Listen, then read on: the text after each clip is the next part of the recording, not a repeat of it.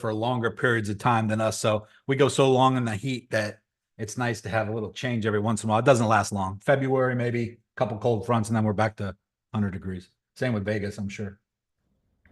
Yeah, we have 90 days of cool weather. Then the rest of the time it's either nice or terrible. Yeah, I heard you guys got about 6 inches up in Boston. I was just on the phone with my sister, and she says it was a wet, heavy snow. Yeah, it was. I've just put the snowblower away. I've spent the last 2 hours clearing the drive and getting out. So, yep, it's snowy. All right, guys, we're going to get this party started here. Just so you know, I do have Billy on the line with us. We're going to talk about Optio as well. But real quick, before I do that, let me just show you what has happened this morning with the signals that we gave and the trades that we're in right now. And then we'll get back to that after Billy. I just want to get to that because we had a little bit of pump, a little spike in the market since the signal last night. Let me just pull this up real quick. And bear with me, Billy. You're fine.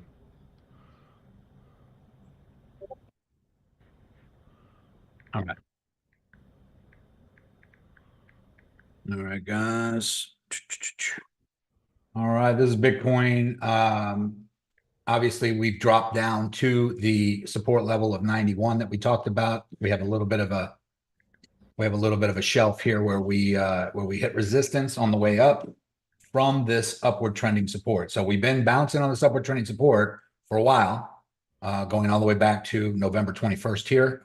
And it is trending up, but you got to remember, guys, the overall trend was coming down from the all-time high of 126 up here. And so this was the all-time high. We've trended down. We broke out of the downward trending channel to the upside, and we've been trending up recently. But remember what I said, that I think that this could just be the right side of a head and shoulders. Or if we come up and hit this zone up here at 97, 98, which we hit, we get up to 100, that might be it. And then we could be going into a bear market here. Obviously, that's not what everybody wants to hear. That's not what the masses be telling you. We're going to have a new super cycle. It's all possible, but this is the left shoulder over here from back in March of last year. And then we hit the head up here, and we might be coming up to the shoulder here. This is a possibility, guys. If we cannot break above the 100K and hold it as support, we could just hit this level and come back down. And then that would be possibly, it would look like this. It would be this overall upward trend. This would be the left shoulder, right shoulder. And then the dip from there, we've already dropped 40% from the top of 126. We would probably be coming down another 30, 40% somewhere from up here. And that would bring us down into the 50s. That's possible, right down to this level, maybe even lower, maybe even the 30s and 40s. But that's hard to predict. It's hard to understand, especially with all the catalysts, with all the good things happening, the Clarity Act, the Genius Act, the crypto-friendly president, all the things that are positive catalysts. It's hard to imagine that could happen again. But when we look at the cycles going out the last 10 years, this is generally the time that this happens. I'm optimistic we can get above this and have a super cycle and maybe break to a new all-time high, but a lot of things would have to happen for that to happen. And a lot of things that are happening that are bearish, like the bearish divergence on the RSI, the EMA ribbon flipping bearish, the super guppy turning gray, the Gaussian channel being underneath the Gaussian channel. All of these things are indicating that it's bearish, that we might be going down. But all of those things would have to change, and that is possible. But this is what would have to happen. We have to get back above that.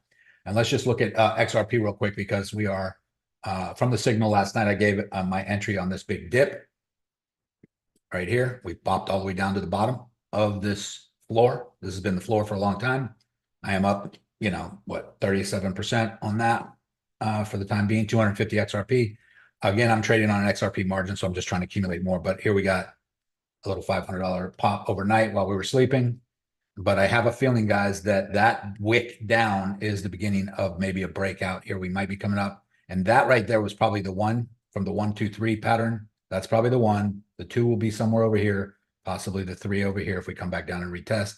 And then we might be trying to come back up to this range up here in the 360 range. So that would be a 60% move to the upside at 10x leverage, 600%, 20x leverage, 1200% for some of you, depending on what kind of leverage you're using. All right. So what I'm going to do, we'll get back to this, guys. We'll get back to the charts here in a minute. But what I want to do, I don't want to waste Billy's time. He's got some other things to do. Billy, we appreciate you joining us here today. For those of you who had Optio questions, in fact, let me just go into our Optio channel and chat. Billy can see that, but if you have any, just pop right out. You can come off mute if you want, and just jump right out. He's not gonna go into a full explanation of Optio, and he's not gonna spend all the time he did on the first call, because that was recorded and that is linked in this Discord channel here, the ICO channel, up here under linked messages up here. Nico's original post about the nodes, articles and news about the nodes, Nico's live call discussing the nodes. All of that's right here. Billy was on this call right here that we did back in, I think that was like 2 months ago. So all that stuff can be rewatched. So anybody with any questions? I know you guys had a lot of questions earlier. Billy, I know that you and I talked like a couple weeks ago, and you had mentioned some things about Kybo. I think some people's questions, the main question that I saw in this chat is this, and let me pull it up. Well, you got my house on your screen. Oh yeah, right. That was my future house too. Let me just pull this up, because if I go into Kybo, so this was the thing. I just, we're very transparent here, so I'm just sharing my screen. We'll just log in. I think a lot of people's concern was the reward. So there was such a thing as community rewards, and people were getting some extra community rewards in addition to their nodes production, right? And then that dropped. Rewards? I don't know about that. I've never heard of that. Yeah. So if we look here, we were getting, with the 20 nodes that I had, I was getting about 23. It started at like 2,500. Then it started to go down to 24. Let me pause you there. So what happens is there's only so many nodes that go, or only so many rewards that go out every day. The more nodes that are sold, the less and less distribution there is. So I think at the point, there's 43 million tokens, give or take, that was going out per day. As we have bigger investors that come in and buy bigger blocks of nodes, obviously I make less, we all make a little less, but the network gets bigger and bigger. So that's kind of what that is. I'm assuming. So yeah, and that's kind of the way I tried to explain it the other day. Your rewards or your distribution goes down a little bit over time, but the price of the token should be going up. Well, once we get onto exchanges, so we've got one more thing that we've got to finalize, which will be this week, which is you'll be able to start being able to buy the token in your back office, in your wallet. So that'll happen sometime this week, and that was pretty much one of the last things that we needed to get done before we can push it out onto the market. The other thing is, when we launched Gala, we went DeFi, then we started getting onto the major exchanges. This time around with Parler, we're doing it just the opposite. We've got some partnerships. Actually, we've got one partnership with one of the biggest exchanges in the world. I'm not at liberty to say which one right now. We've been working with them now for about 2 months. Everything's looking really good that they're going to put us directly onto their exchange, and then the DeFis will just throw us on there. As soon as that partnership is announced and it comes through and finalizes, then you'll start seeing the token take off. Now, I will tell you guys this so you understand, and I didn't explain it the right way. When I say I didn't explain it, I didn't understand it because it was still developing. The thing that makes Parler so different than any other blockchain in the world is this. This is really, really, really exciting if you get this. Is Parler, when Parler came out and Trump was part of the first term, and Trump moved over to Parler, about 30 million Americans followed him over to Parler. Amazon didn't like what was going, what's his name? Jack Dorsey didn't like what was going on. Matter of fact, that's why he kicked him off of Twitter. Then he called AWS and said, listen, you need to delist Parler. If you don't, I'm moving my business, which I think they spend something like $50 million a year on hosting with them. Said, if you don't take him off, I'm gonna pull my business from you. So Amazon delisted him. So that was the problem. That is the problem with censorship. If people have the right state of power to have you removed off their hosting. So what they don't understand or didn't understand how big Parler was, and eventually it's going to be what it is. Parler now can't be taken down no matter what. What I mean by that is the company that Amazon used for their hosting was a company called, which I may have brought up, I don't remember, which is called Edgecast. Then during COVID, it went to Edgio, which is one of the biggest hosting companies in the world. We now own Edgecast. So we cannot be taken down. That means we are our own cloud service. We're our own hardware and software. So the company that Amazon used to host all their stuff was Edgecast. Now we own that company. So we went full circle. We are now a full stack. And what we're going to be able to do here very, very soon is now we can go after anybody that's in the blockchain, anybody that wants to be in the blockchain space. We'll be an app store just like Apple. And there's some really, really cool stuff that's about to come down with that. So every time we get to a certain point, there's something that opens up and we're able to acquire another company, which just makes us bigger and stronger, bigger and stronger.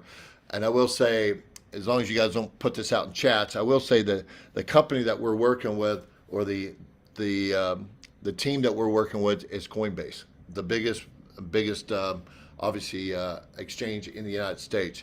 So it's very, very exciting for us, some of the stuff that we're doing for them on the back end. They love what we're doing. Nobody else is seeing what we're doing, or excuse me, nobody's out there doing what we're doing. We're the only blockchain in the world that actually has a full tech stack that owns their cloud, their hardware, and their software, which is massive.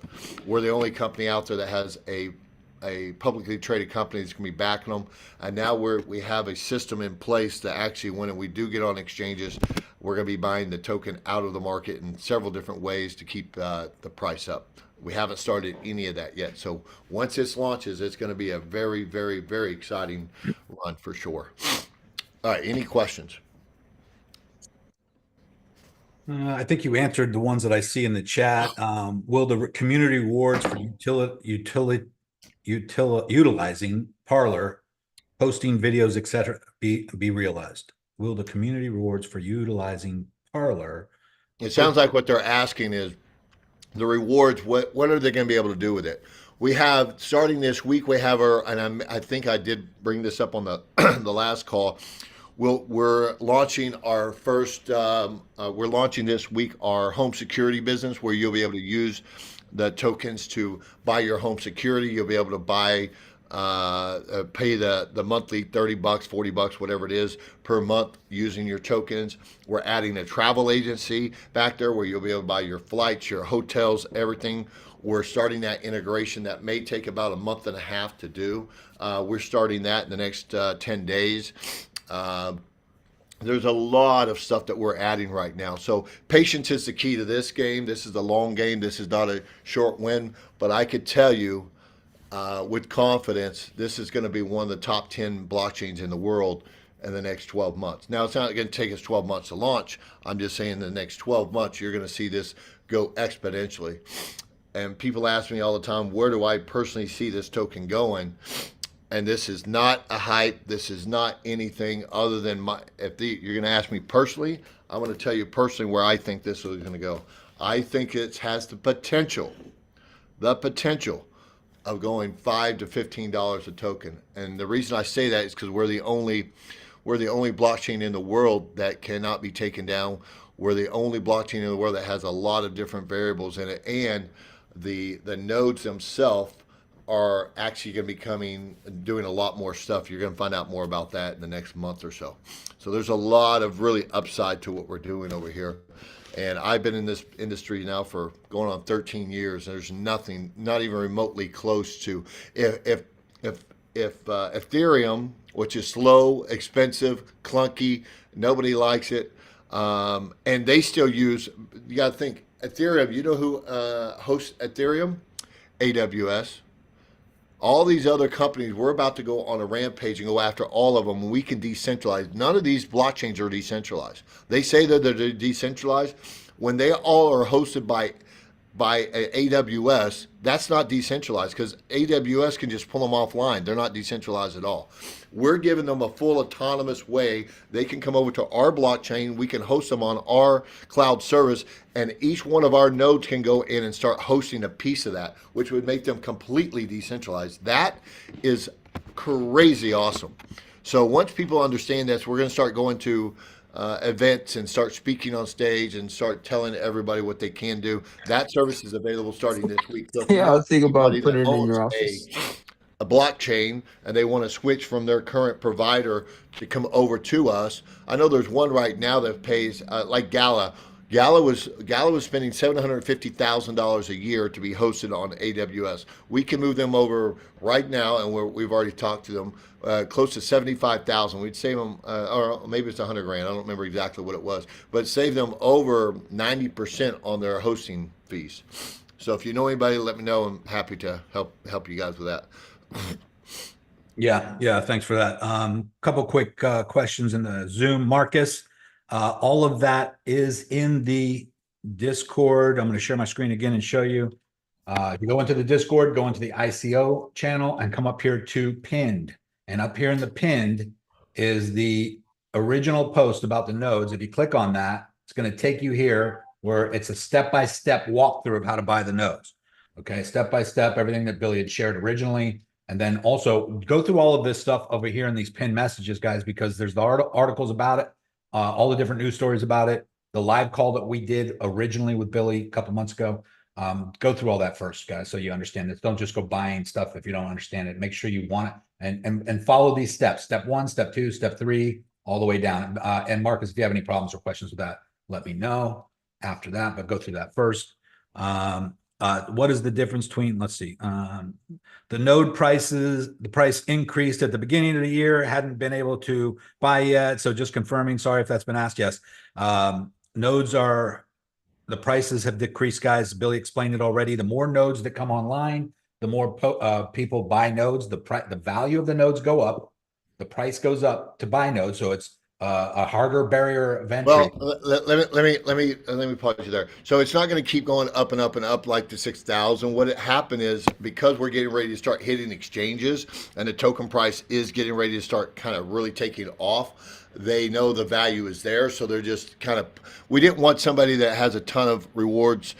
I wouldn't have done it because I already have plenty, but someone that has a ton of rewards come in and just buy up a ton of the nodes at $1,000 each. So they had to kind of level it back out. But I don't see these nodes going in the next 2 months. There's only like 40,000 nodes left.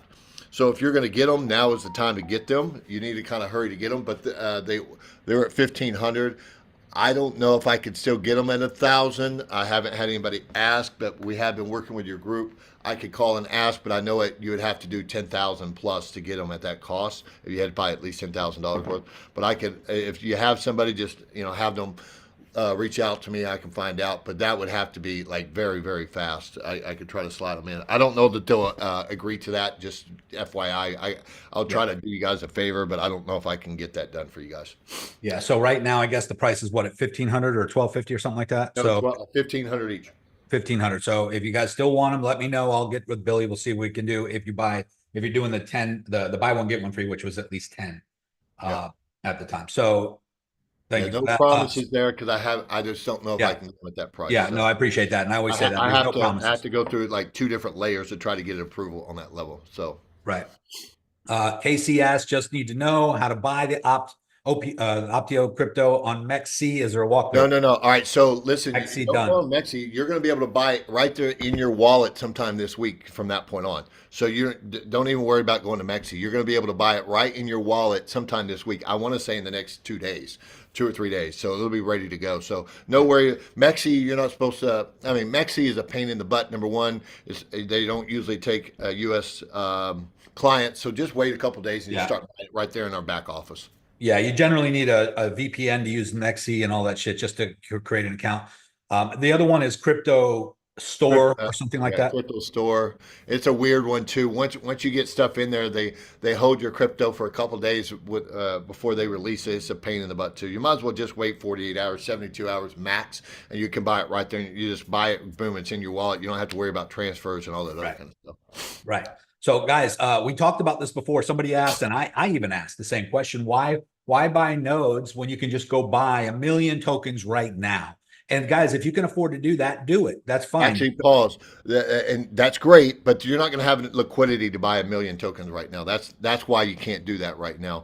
Right now, there's very, very little liquidity. You can go in and buy some, and I think it's smart, especially at this price. Abso-freaking-lutely. I'm not in here just to hard sell you guys on nodes. I'm here to position you guys in the best way to make money. And the best way of doing that is get you some nodes, but also with the price being as low as it is, I'd sit there and like buy $50 a week, 100, whatever your budget is, and buy some of these things. I'm telling you, in the next year or 2 years, this thing's going to be well over $1 plus.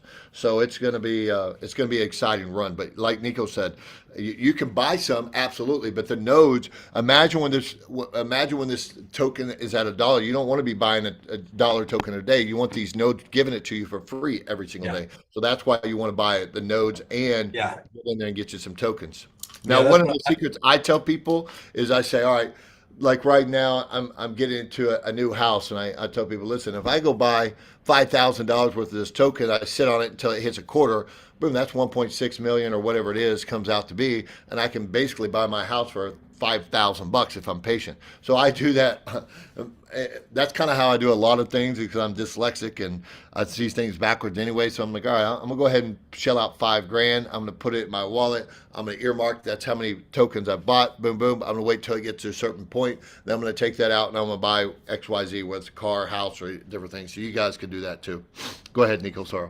No, it's okay. Another question: can you buy in Kyvo wallet if you don't have a node? Yes, you will be able to do that. Absolutely. Okay. Good question. Good question. Frank, we've been answering these questions over and over again, but what's the ticker for the token OPT? And where can we buy? It's going to be available on the guys. This opportunity that what we're talking about right now, you have to go into the ICO channel. I know some of you are just new in Crypto Renegades. Maybe you don't know this yet, but we have an ICO channel in our Discord. And we had Billy on a couple months ago to explain this node that is launching for Optio token and for Parlor. There's a lot to it. So what I would recommend you do, because you're not going to get all these questions answered, all your questions answered here. But if you go into the Discord and go to the ICO channel right here, see, it's under my signals channel, under Chad's signal channel, ICOs. Go in there and then go up to the pinned messages and then go through these pinned. Bill pinned all the messages right here. This is the original post. And if you click on that, it takes you to this, which shows you the step-by-step for how to not only get Optio, but you're buying the node, you're hosting the node on the hosting network, and then you're opening a wallet on Kyvo. You're downloading the app on Kyvo, and you're opening a wallet there. And then Kyvo and Simple, which is the cloud hosting network, they recognize your purchase from your email and your phone number. They recognize it, and then they load your nodes onto your server, and then they show up on your wallet. So it's like, because they're all connected once you have it all set up right. If you follow the steps, right? And so now, for those of you who are just coming on and you're saying, hey, how can I go buy this token? You know, there's Crypto Store, I believe. But what Billy is saying is that you will be able to buy it right on the Kyvo wallet. You can download the Kyvo wallet on Apple, or I mean, whatever, not Apple, but the Apple Store. This is the logo. I put the screenshot here so you can see what it looks like. So when you go and type in Kyvo in the search, it's going to come up. This is the one you want to click on, P2P crypto wallet and rewards. Okay. You download that, and that's when you'll be able to buy it. Okay. So, I don't want to rehash so much, and then here I posted, as you can see, I posted all the links to all the news articles, Disrupt Magazine, the Gateway Pundit, Medium, there's so much information, guys, in here. Parlor, what it's about, what this token's about, everything it does, everything that's, planned. All the people involved, guys, billionaires behind this operation, billionaires that are, having a lot of things. I mean, maybe you want to touch base on that real quick with Kevin Harrington and people like that. Yes, so Kevin Harrington from Shark Tank's my good buddy. He lives right around the corner from Nico. I've been friends with Kevin for 25 years. I can tell you one of his partners just happens to be Laura Trump. She's now very aware of what we're doing. She sits on the board of a company that's coming on board with Parlor. We've got Full Sail University, which is based right there in Florida. the largest privately owned college in the United States. They partnered up with a little company called Walmart. You're going to be able to use, and that's going to be powered by the Optio blockchain, which is our token. That is massive. We're going through the process of that. We've got people like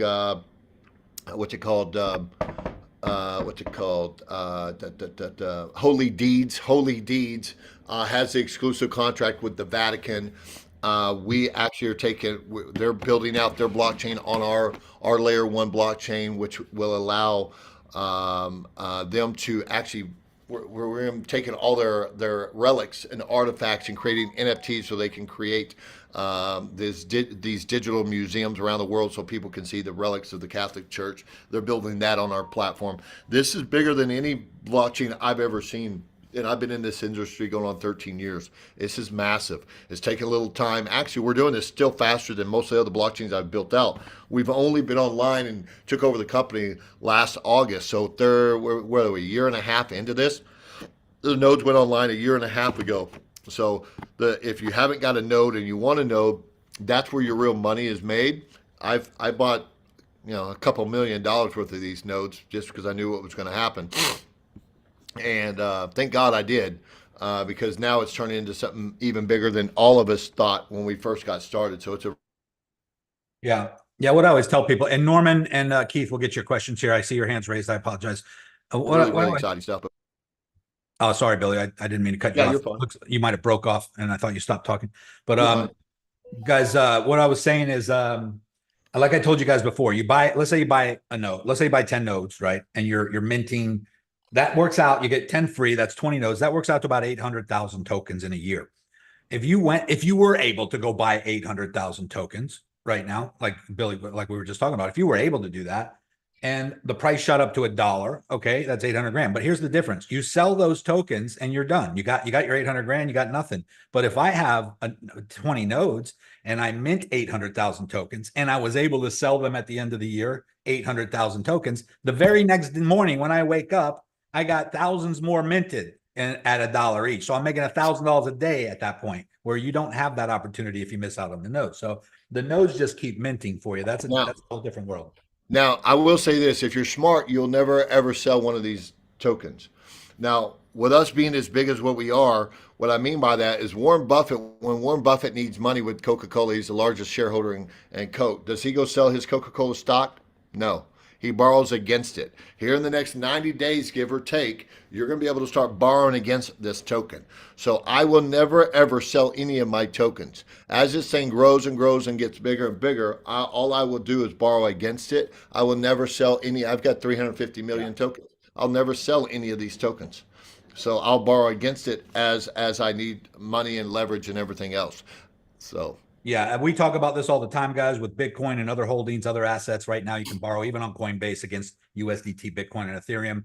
And that's going to be the thing going forward with these tokens and banks, Bank of America, Chase Bank. They're all going to become custodians for crypto in the future. They're all working on that right now. And then with lending platforms platforms and wallets like Kaivo and communities like this, you'll be able to do what Billy just said. There's no reason to ever sell it, hit a capital gains tax when you can borrow against it and keep the asset that continues to lay the eggs, the golden goose, so to speak. Now, if you really want to do really well, knowing that you're going to be able to borrow against this, I went in and now you can, those of you that have the nodes that are receiving the token, if you go in there and you lock up those tokens right now, I go in there and lock up mine once a week because I get a couple million tokens a week. I lock them up long term. You're actually earning more rewards by doing that as well. Now, the really cool thing is once you lock them up, you're going to be able to, in our back office, even though they're locked up for 6 months, a year and a half, 2 years, you can still borrow against it. We're setting this up where you can actually borrow against those tokens that are locked up. So that incentivizes you to make more tokens by locking them up, and then you're going to be able to borrow against them as well. So that's something, if you truly want to accumulate as many of these things as you can, lock them up in your back office and borrow against them instead of selling them. Awesome. Quick questions here. Does Have you locked them up? I see right there. You just go in there in your back office. Let me just open up my app real quick. You hit the button that says lock in. Let me see what it says. Let me open mine. All right, right here it says lock and a stake. Hit that button right there. You hit lock and stake, the green button. It gives you this page. You just hit start earning right there. Then you hit stake and lock up, which is the next one. I'll show you right here, guys. I'm sharing the screen right now. So you come in here. And the longer you stake it, you've got 6 months, 12 months, 18 months, and 24. The longer you stake it, the more rewards you get. So if someone stakes for 6 months or 24 months, you're getting almost triple the rewards in the 24 months. So it's not the same. The longer you lock up, the more rewards you're going to get. Yeah, it is staking, guys. That's what it is. Someone asked, can you stake? Yes, that's what locking them up. That's what he means. So right here, guys, see up here, you go in, you click on assets. Up here, I'm on my PC. It might be different on your mobile, but right here, send, receive. Pretty soon, it's going to be send, receive, buy, and sell. You're going to have. They're going to have those options. No, not sell right now. It's just going to be buy right now. Oh, just buy. Okay, same thing that PayPal did. PayPal did the same thing, and then they eventually moved to full service. But stake and lock. You click on that, guys, and you select the validator. Okay, you have to select a validator. I don't know if it matters which one, but yes, FOF. FOF are the last three. Okay, so select a validator, then stake and lock up Optio, lock up Optio, stake. So you have a choice, right? Just lock or stake. You can do both. So what happens is if you just stake, you get a certain percentage, but when you stake and lock, you're actually making more. Okay. So there is a difference. You are getting more by staking and locking. Okay, so you want to click that one and then click continue and then choose use that validator and then find the one that says FOF, the last three, just so they see it and it's in the recording. FOF, it's I saw it, you told me this before. Yep. As you can see, I haven't done this yet. I've been lazy, been busy doing other things, and I haven't staked anything yet. But FOF right here. Well, right now it's like the last one down. So there you go. It's 9UFOF at the end there. That's correct. And so guys, if you're watching this, that's the validator to choose. Unstake wait time is 21 days. Can you explain that? So that basically means, guys, if let's say the price shoots up to $5 and you want to sell, you need to unstake, it's going to take you 21 days. That's correct. All right. So that's that. Real quick, someone said, what's the ticker for the token? Okay, we already did that. Guys, somebody asked for the link to Kaibo. Everything, and I went over this 3 times already just on this call. Everything is in the ICO. Go into the ICO tab in our Discord and go up to pinned messages. Here's all of the very first link is Nico's original post about nodes. Click on that, and here is the step-by-step to download to get everything you need. You have to go on Kaibo and search it on the App Store, and that's what it looks like. So you don't, I mean, I did just explain it, but everything is in the step-by-step tutorial right here, guys.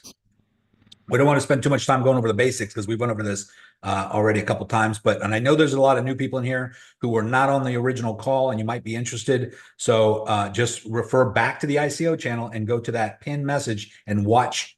By the way, the video in the ICO channel, guys, the video, go to pinned messages, Nico's live call discussing nodes, click on that, and that will take you to the channel, to the video of our original call we had with Billy explaining everything. So please, we spent like an hour on that. So we're not gonna do that again here today, but I just wanted to bring Billy back on because we had 80 of you, 50 of you. We had a lot of people buy notes. So a lot of people in here. Norman, did you have a question still, bud? I know your hand's raised. Go ahead and jump out. Yeah, there are 2, if you don't mind. Hello, Billy. Hello. Thank you for being here. One is in regards to the reward tokens for utilization of Parler, like in the social media and things like that. Is that still going? Yeah, it is 100%.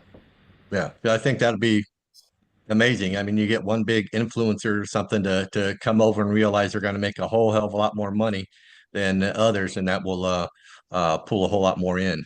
No, we don't need to worry about that, Norman. I want you to look right here. I want you guys to pull up this right here in the chat. We did something much, much bigger. We're not trying to nickel and dime this thing. Go to amazon.co. I just put this in your chat. Click on, well, maybe I should do, is it www.amazo? I'll open it up so everybody can see it. Amaze.co. All right, here you go. I did the wrong one.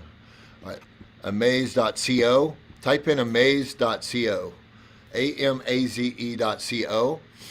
That's what we just did a contract with. It's the largest influencer platform in the world. They have 137 million influencers, 1.7 billion fans. We just did a contract with them to move all their users over to our platform. So we're not worried about one. We've just brought over 137 million of them. This is going to be massive. We're actually in the process of buying this whole platform additionally. Yeah, I agree. We don't Also, do the other question. and stuff. When we build something, we build it massively and very quickly. So that is the way you do that. You go out and get the big boys like this.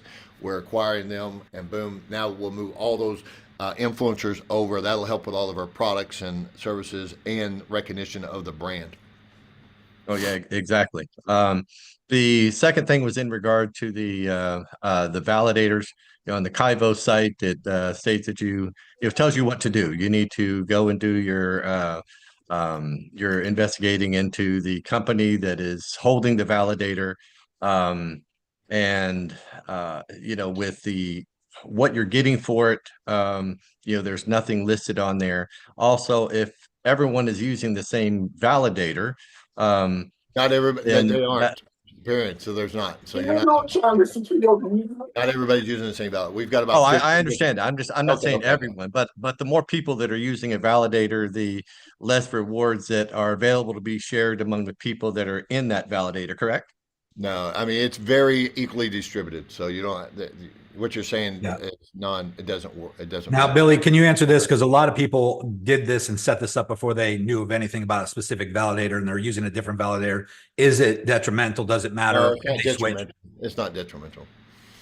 So don't worry about it. Now, if someone wants to switch, they would can have to switch. Yeah, unstake and just restake. Unstake them and then move them over because that's the team one that we all use. All right, so it's not a big deal, guys. If you're using a different validator, you're still getting the same amount of rewards and everything. It's just that if you want to, you can Yeah, switch. it's the team one that we all work with. I just prefer. I mean, someone asked, and this question was answered, but I just will.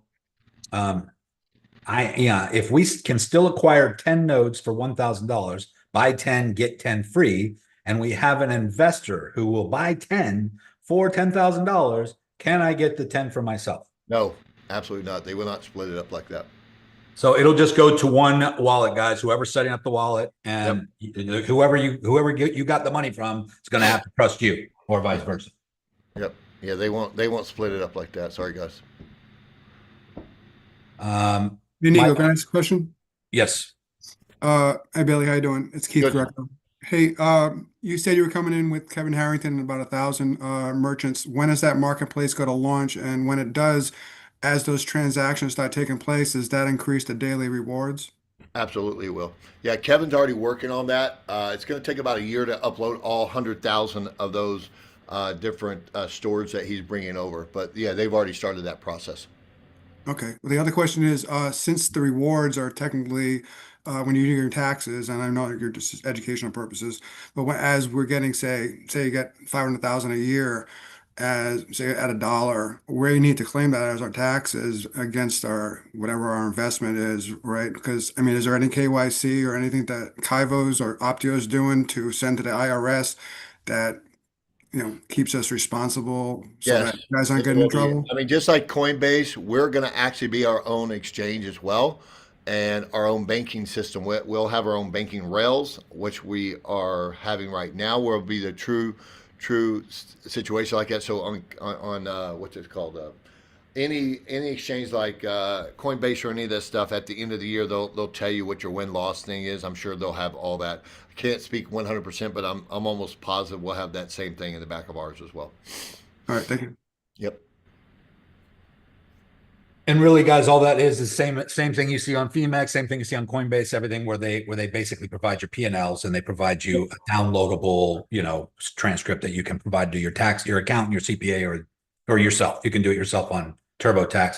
But if you do things the right way, guys, and you set up properly, like we teach and stuff like that, you borrow against you're not going to worry about taxes. But if you do things the right way. 100%. I would never ever. This is my personal advice, you guys. I would never ever sell one of these tokens. This thing, if it goes the way that we think it will go, which I'm pretty sure it will, and just think of it like this: if we are the only blockchain in the world that can't be taken down because we have the software, we have the cloud services, we have everything, we're building everything about this. This has the potential of doing much, much bigger than 15. I mean, much.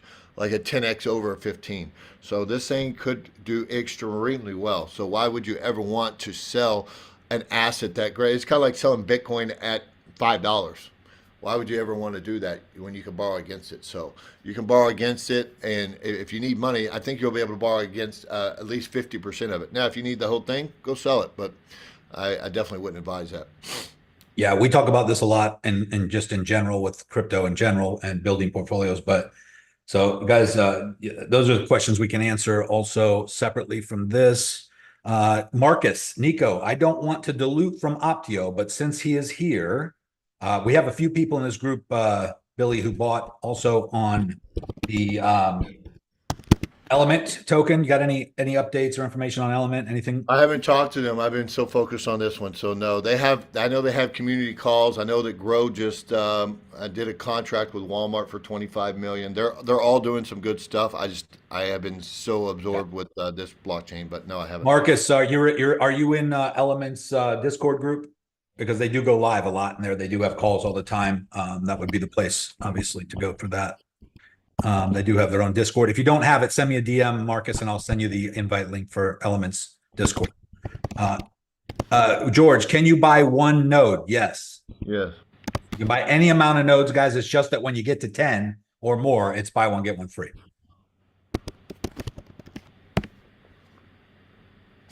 Keith, but as daily rewards, even if we don't sell them, I believe we have to claim the rewards each year at daily cost basis as income. I think Jessica talks about this in the crypto tax videos in the Crypto Renegade School.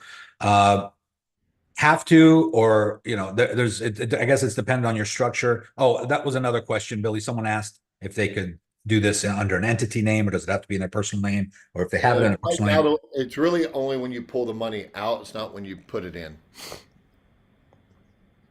So when you go to cash out, is it in an entity or is it a business or anything else? Right now, you're just setting up the nodes, which is I don't know if it. I haven't bought nodes in a while. I've had my account set up for a while, so I don't know if it says business name or not. I mean, when you set up your wallet, you'll be able to see that right there. If it gives you if it gives you a way to put a business in there, then you can put a business. I don't remember, to be honest. I've set up my wallet a year and a half ago.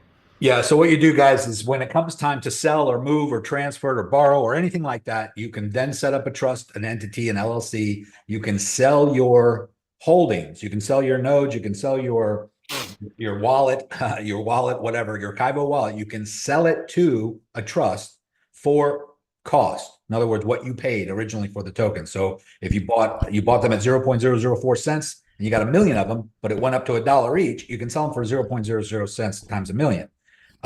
And that's what you're taxed on, as the sale of that. Okay. Once they're transferred over, and this is Jake Claver and all these people explain this in regards to regular crypto. It's the same process. Whenever you want to transfer, other tax experts I've followed, when you want to transfer from your personal holdings to an entity, that's a different conversation, guys. We can talk about that and maybe have someone else talk about that. John, I don't know what you're sharing there. It looks like maybe you were pocket dialing or texting. What tokens do we need to purchase the nodes? I answered that right there below there. Oh, okay. You buy, a credit card or wire or crypto, Bitcoin. Marcus, text me, Marcus. I'll help you. Marcus has been with us for a long time, and he bought the original Element tokens as well. So, let's see. Keith, the daily rewards, and I believe we have to claim the reward. Okay, I see. You just asked that question. Billy answered it. I'm going through these right now.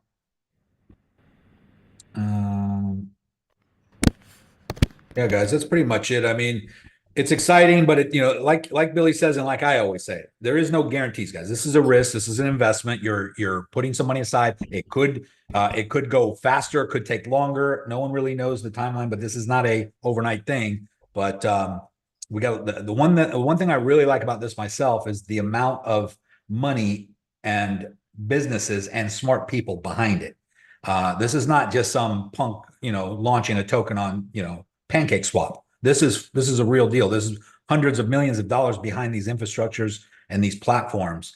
And they don't spend that kind of money and do these kinds of things to not make a profit and to not make things work. And to add on to what Nico's saying, just so you guys know, the management, the guys who put this together, the Yasser, Brian, all these guys, they haven't taken a penny, not a penny in a year and a half of profit, zero. They're not going to do any profit whatsoever until this token gets onto. They make our money the same way that you and I make money. That's when you know it's a good blockchain. This is not a pump and dump or anything else, meaning they have not taken a penny, and they won't take a penny until everybody in the community is making money, which is crazy. You don't hear of shit like that. That's why this is a phenomenal project. Yeah, Leah says my daily rewards went down to 46% of what they were. Is that normal? Basically what happened, Leah, is that you were getting your nodes were minting tokens for you, but you were in addition getting some kind of community reward on top of that. And that was, I guess, for the first year. I don't know if you're familiar with this, Billy, or not, but we did a little research and found out that that was just for the first year, and that there was a vote for those rewards to instead be put into the staking community rather than just the regular community. So you're still getting your those stake, you're going to get those back. Yeah. Or a portion of it, not all of it. That is correct, Nico. I forgot about it till you said it. Marian says, heard Parler is going IPO. Is that good for Optio? It is. It's huge for us. It would be. Yep. Going public for sure. Yep.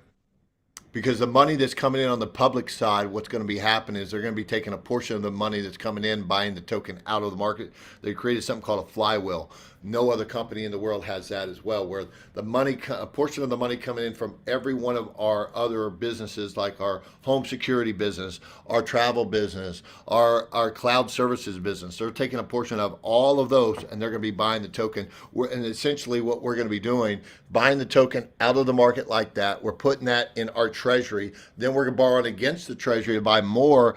We're absorbing other companies to expand the business, and once again, a portion of that will be coming out and buying it. So we're creating a continuous buying more, absorbing more companies, building this thing completely out. And then when we do that, we're borrowing against that money in the treasury to actually buy more tokens out of the market, so on and so forth. So it's a complete circle that we're doing, which has never been done. So it's really, really exciting. These guys are. Yasser, the main guy, he was whether I don't like Bill Gates, or nor does most people I know, but he was one of the top guys over. He doesn't even like him, but he was one of the top guys over at Microsoft, and he's a very, very, very smart guy. He's owned his own cloud service company for years and years and years. So he is brilliant when it comes to that kind of stuff. So he's creating a lot of stuff that's never been done on blockchain. So it's really exciting. Yeah. Carmela, I don't know if you deleted your message or if you still have it, but she says, can you unstake? It might have been answered. Can you unstake if you commit to 6 months? Is there a penalty? Nope.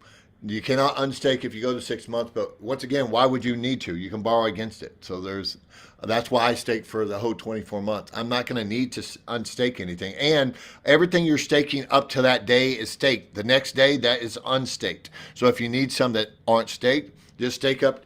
You can go in there and stake 80%. You don't need to stake everything that's in your wallet. You can stake 50%. So you can stake whatever amount you want that's in your wallet. But remember, the next day, those aren't staked. So you can just go in there and stake the amount that you feel comfortable as well. All right. Thank you. My daily rewards. Okay. I think that's pretty much it. If anybody has a question that was not answered, please come off mute and ask it, or type it in the chat again, because I'm scrolling up and I'm seeing a lot of questions, but some of them were answered. Most of them were answered, I think. Just to confirm, one node currently is $1,500 minimum.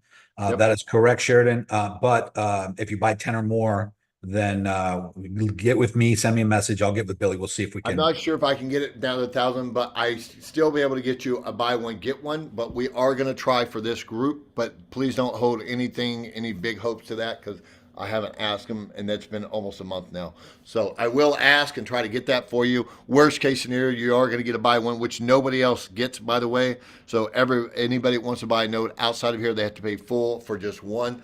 So worst case scenario, I can get you a buy one get one for just a little bit longer. All right. Anything else for me? BA asks, just to understand, when a person borrows against their crypto assets, how then do you pay back the monthly payments? That will be up to the provider. We are not going to be doing that. So they will be in our back office, though. So we are going to be linked. So we're going to make it very easy. So once that comes, the details will come. That will be a third party. That will not be us. So that will be very soon, though. We're hoping by March or April at the latest, that you'll be able to do that. So I do not have the details for that. Yeah, and I know from Coinbase and Nexo, I borrowed a lot back in the last bull market. I borrowed against Bitcoin and stuff. They did not. They charged 8% interest, but they took it out of the amount that they were loaning against. I never made a payment. They just deduct it from the asset that they're holding as collateral. And by the way, Bitcoin was going up. Bitcoin was going up at almost 100% per year, and I was paying 8% per year for the loan. So there's an arbitrage there of like 92%. It was like ridiculous. You're getting paid to borrow money. You're getting paid more than what you're paying for the loan. As long as crypto keeps going up in value, obviously, if Bitcoin dropped 50% or 60%, they might liquidate the asset that they're holding as collateral, but then again, that's still free money to you because you don't have to pay taxes on the loan that you got. All right, guys. Let's see. Was there more questions? I'm interested in the 10. I came in late. Can you review again how to access online, Billy? Yeah. Go to the help desk. Go to ICO channel in the pinned messages and view all recordings. Yep. Billy's on Instagram. He put his at Billy Woe on Instagram. If you guys want to follow him over there.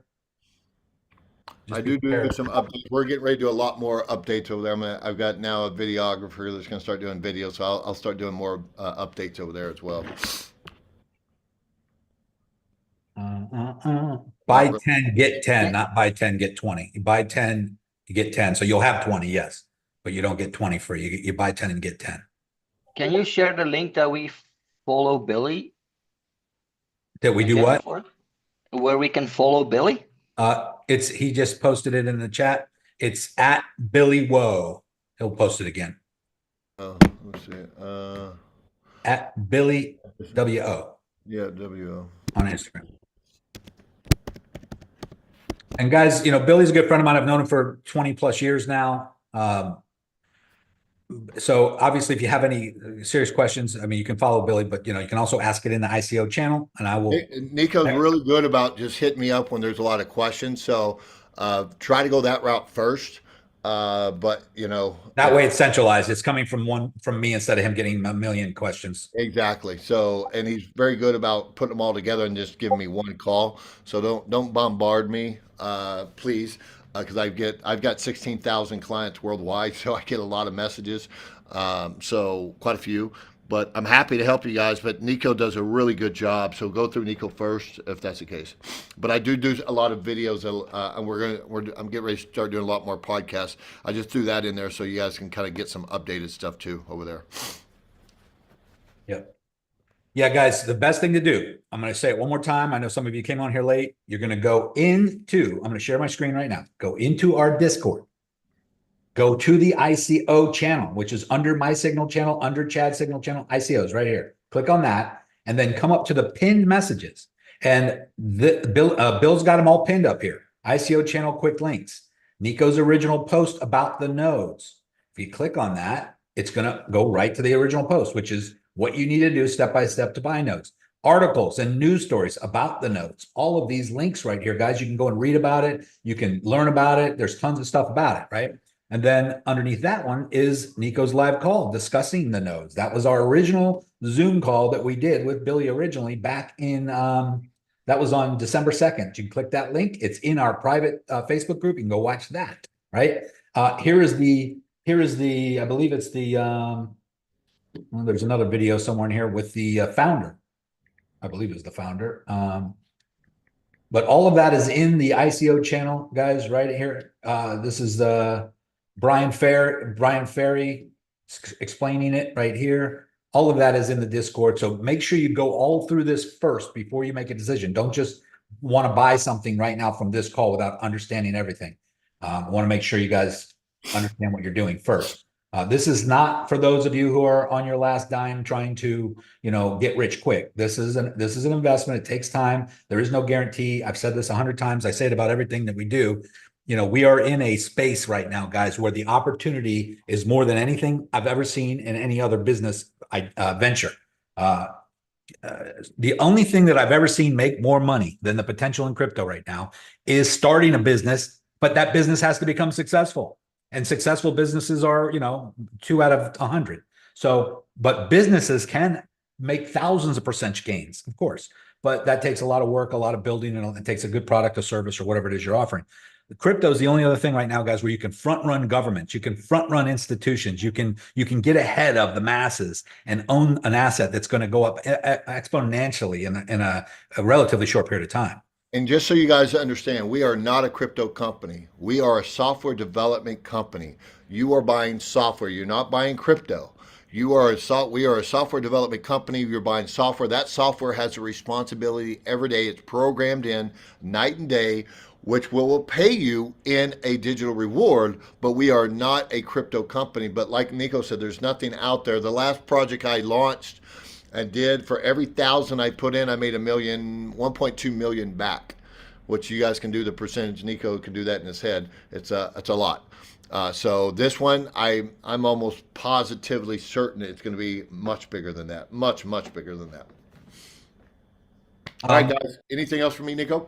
No, I think we're good. I mean, Mark asks that will Optio get listed on Phemex? Billy probably doesn't know what Phemex is, but it's like a MEXC. It's another decentralized. It'll be listed almost every exchange here in the next 6 to 8 months. Meaning we'll start getting listed in the next 60 to 90 days on all the majors, and then everybody else will jump in. So yeah, you guys are currently on the 99-yard line. We've been at this for a year and a half, so you guys aren't going to have a long time to wait. Yeah. Francisco, Coinbase is a major exchange. It's one of the biggest. It's probably in the top 2 of the world, second only to Binance. It's a publicly traded company on the New York Stock Exchange, and I think that's who they're working with right now to try to get that listed. That's the major exchange. After that, it will be everywhere. It will be on all the trading platforms. That's correct. Cool. All right, Nico, let me know. Thanks, guys. Thanks, Billy. Appreciate your time. Jump off. Thanks. Guys, if you have any more questions after Billy gets off here, just ask him in the ICO channel. I'll get them answered for you, but he only has so much time. I can try to bring him on. His mother just passed away, so we appreciate those of you who knew that already. His mother just passed away, so he's traveling to deal with all that. That was unexpected this past week, so I didn't want to bother him last week while he was dealing with that, and so get him on today.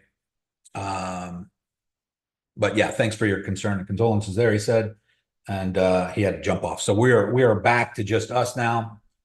Again, guys, it's just another opportunity in the grand scheme of things, but at the same time, it's the only reason I did it, and I bought 10 originally and then got another 40 because I got excited with what he was telling me. I got excited with our private conversation that we had a couple days ago, and I thought, okay, what the hell? It's like, listen, guys, if you knew me personally, I've taken much bigger risks on things that didn't work out. Again, I tell you guys this all the time. I don't have kids that I'm trying to put into college. I don't have a wife who, or a family that I'm trying to support. And the reason why I say that is because each one of our risk tolerance is different. Okay. If you have other people depending on you and, you're supporting and you don't have the risk capital, then don't do it.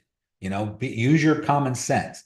These are risks that we're taking. And that's that, I always say, and I always know from my own personal experience, whenever I've had massive rewards in my life, it was because I took a massive risk. Usually there's risk to reward ratios, right? That's the same thing we do with trading. When I entered this trade last night, and I gave this signal, what happened? I was long on XRP. I was long, and it wicked down from where I was. If we just scroll up to my previous post up here, I was long for, the last week, and it wicked down and took me out right here. Look at this. Boom, hit my stop loss. Went and it hit my stop loss before it even went down to $1.79. But I just re-entered because that's a risk I'm taking on a big wick down like that.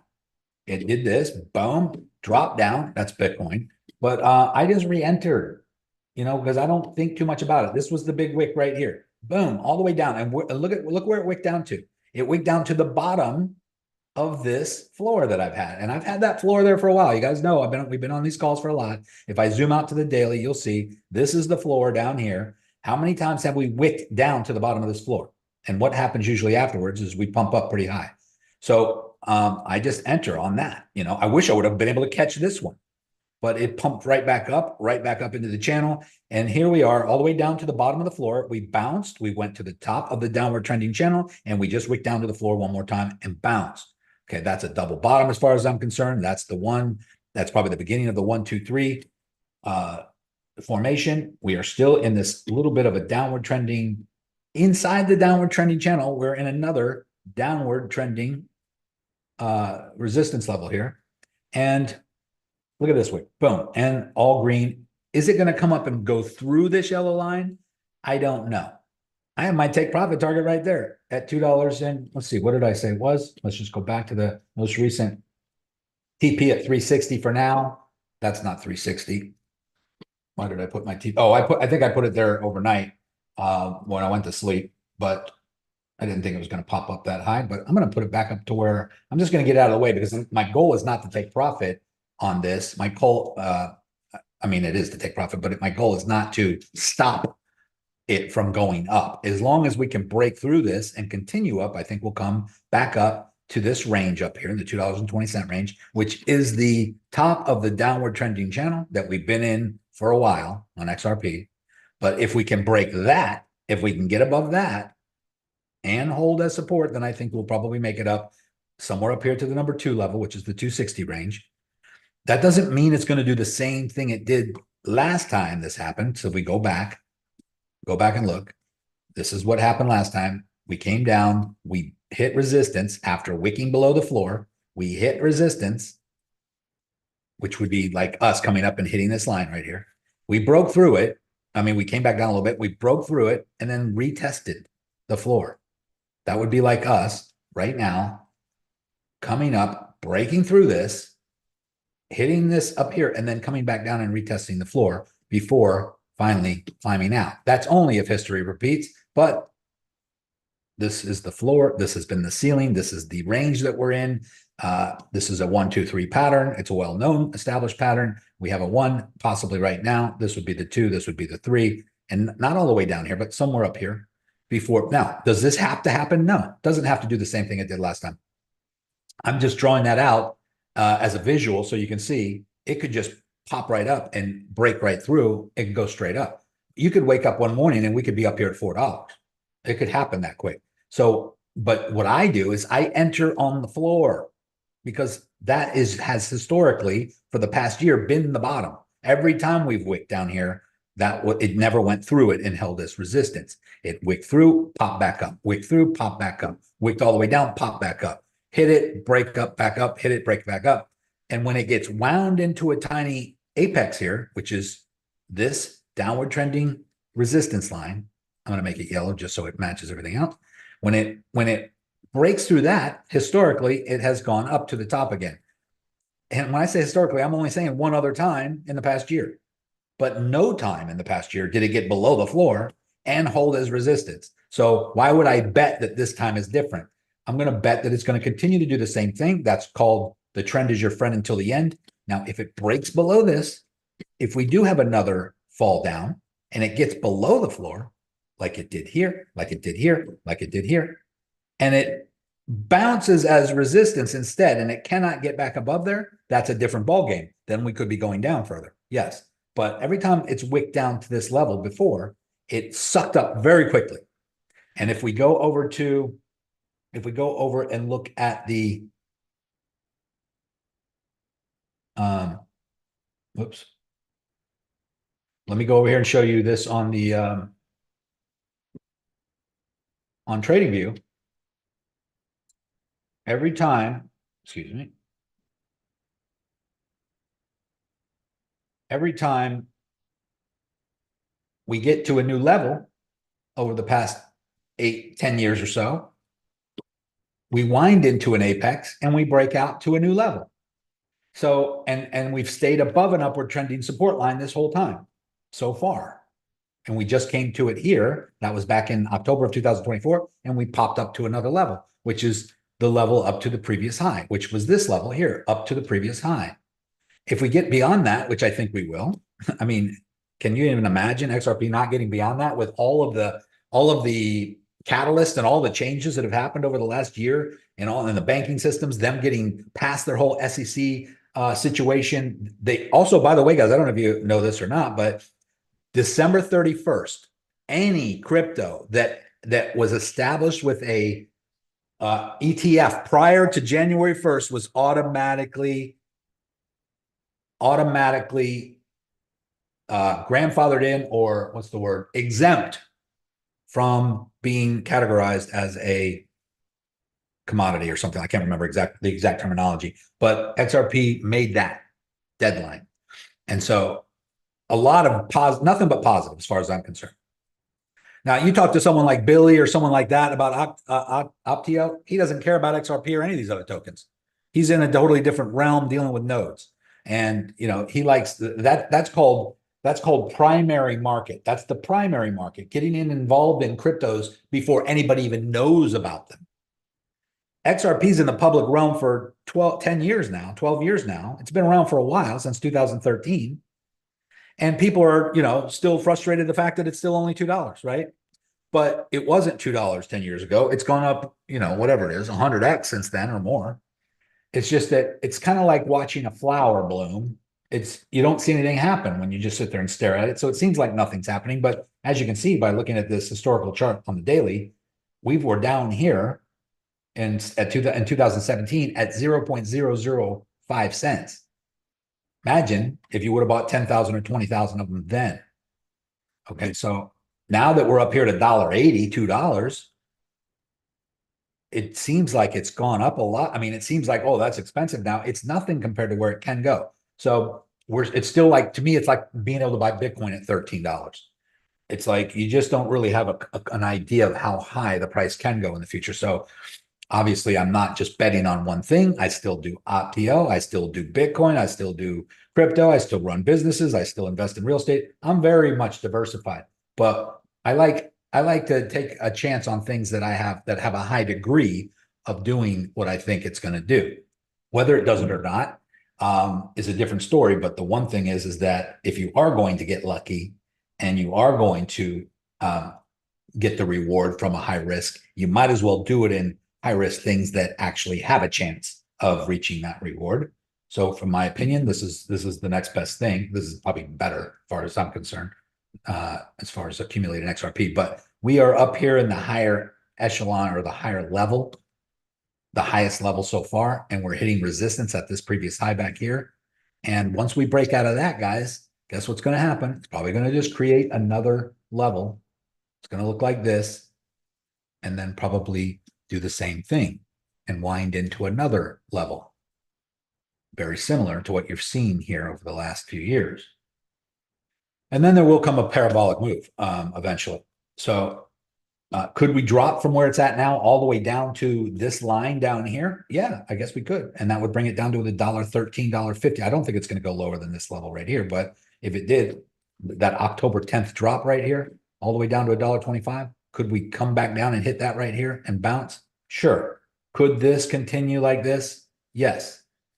It would kind of actually be like this one, where it came down below the floor here, came down below this previous high and got a little bit lower and went even lower down to this level before pumping way back up. So I say anything is possible, but I'm just saying that now more than ever in XRP's history, are things becoming more and more solidified with this company and Ripple and all of the contracts and things that are behind the scenes. Clarity Act, I think, is going to pass. I mean, it's going to get cleared eventually. You guys may know about what Coinbase CEO Brian Armstrong did. He pulled out of because when he saw the terminology in the Clarity Act's markup, he didn't agree with it, and that was probably for the better. Probably for the better. They're going to go back to the not to the drawing board, but they're going to go back. They're going to probably revise things because they want to work with Coinbase. They trust Coinbase. They want everybody to be on the same page. And I think it is going to get cleared. It is going to pass. It's probably going to be sooner rather than later. And I think the next review of that is in about 7 days or so on the 27th. So that's that. Let's see. Any other questions? Hey, Nico, I got a question. Yes. Hey, just learning trading, especially futures. It's one thing to acquire the asset XRP and just hold it and just let it ride long term. I'm not worried about a stop loss on my long term holdings, but when it comes to futures, so can you zoom in to essentially what happened today or yesterday, just so we can all see it? Let's see, you're on a daily. And can you go into like the hourly? Yeah. Yep. So you obviously were long, hit your stop loss, got knocked out. So first question, did you have an alert that told you got knocked out? No. So how? Well, so, yeah, I mean, I do have on Phemex, I do get notifications. So I did get a notification, but I don't know what the notification is until I click on it and go into the platform. But yeah. So last night you automatically jumped on and then went long again somewhere down lower here, correct? yeah, so let's see what time it was. Let's go into the signal channel. Right here, XRP wicked down to $1.79 and seems to be bouncing. I was stopped out and re-entered. So at 7 p.m., it had already done this. It already did this, and it came back up, and I re-entered when it got back above that line at $1.90, $1.93. I think originally I was in at, let me just scroll up and see. I think I was in profit. I think I moved my stop loss to break even because I shared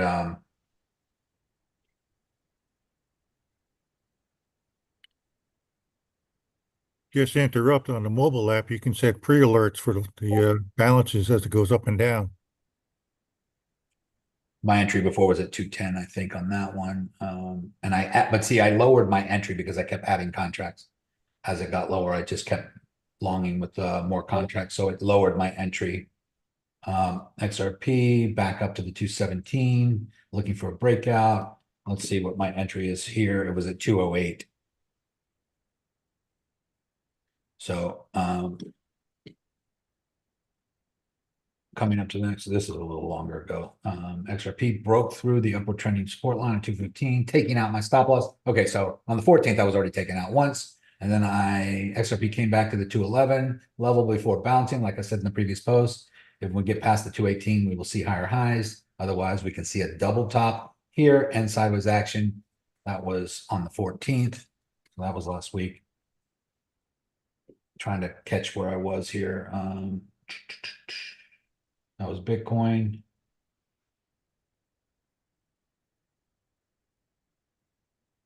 And this was yesterday. So I was quickly in profit on that one.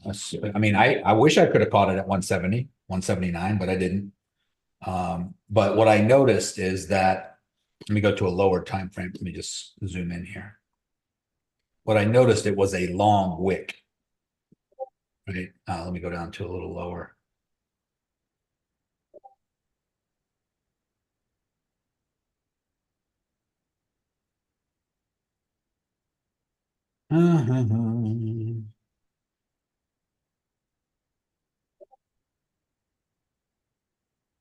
It was a long wick, and when you see this long wick and a pull wick back up right there, that's usually an indication of a bottom. So I entered as soon as I saw that right here. As soon as we started to see a green candle come. Actually, I entered right there. That was a pretty good entry, actually, now that I think about it. Yeah, the only way you could have really saw that is on the 1 minute chart to see inside that wick. I'm on the 15-minute now, as you can see. Right.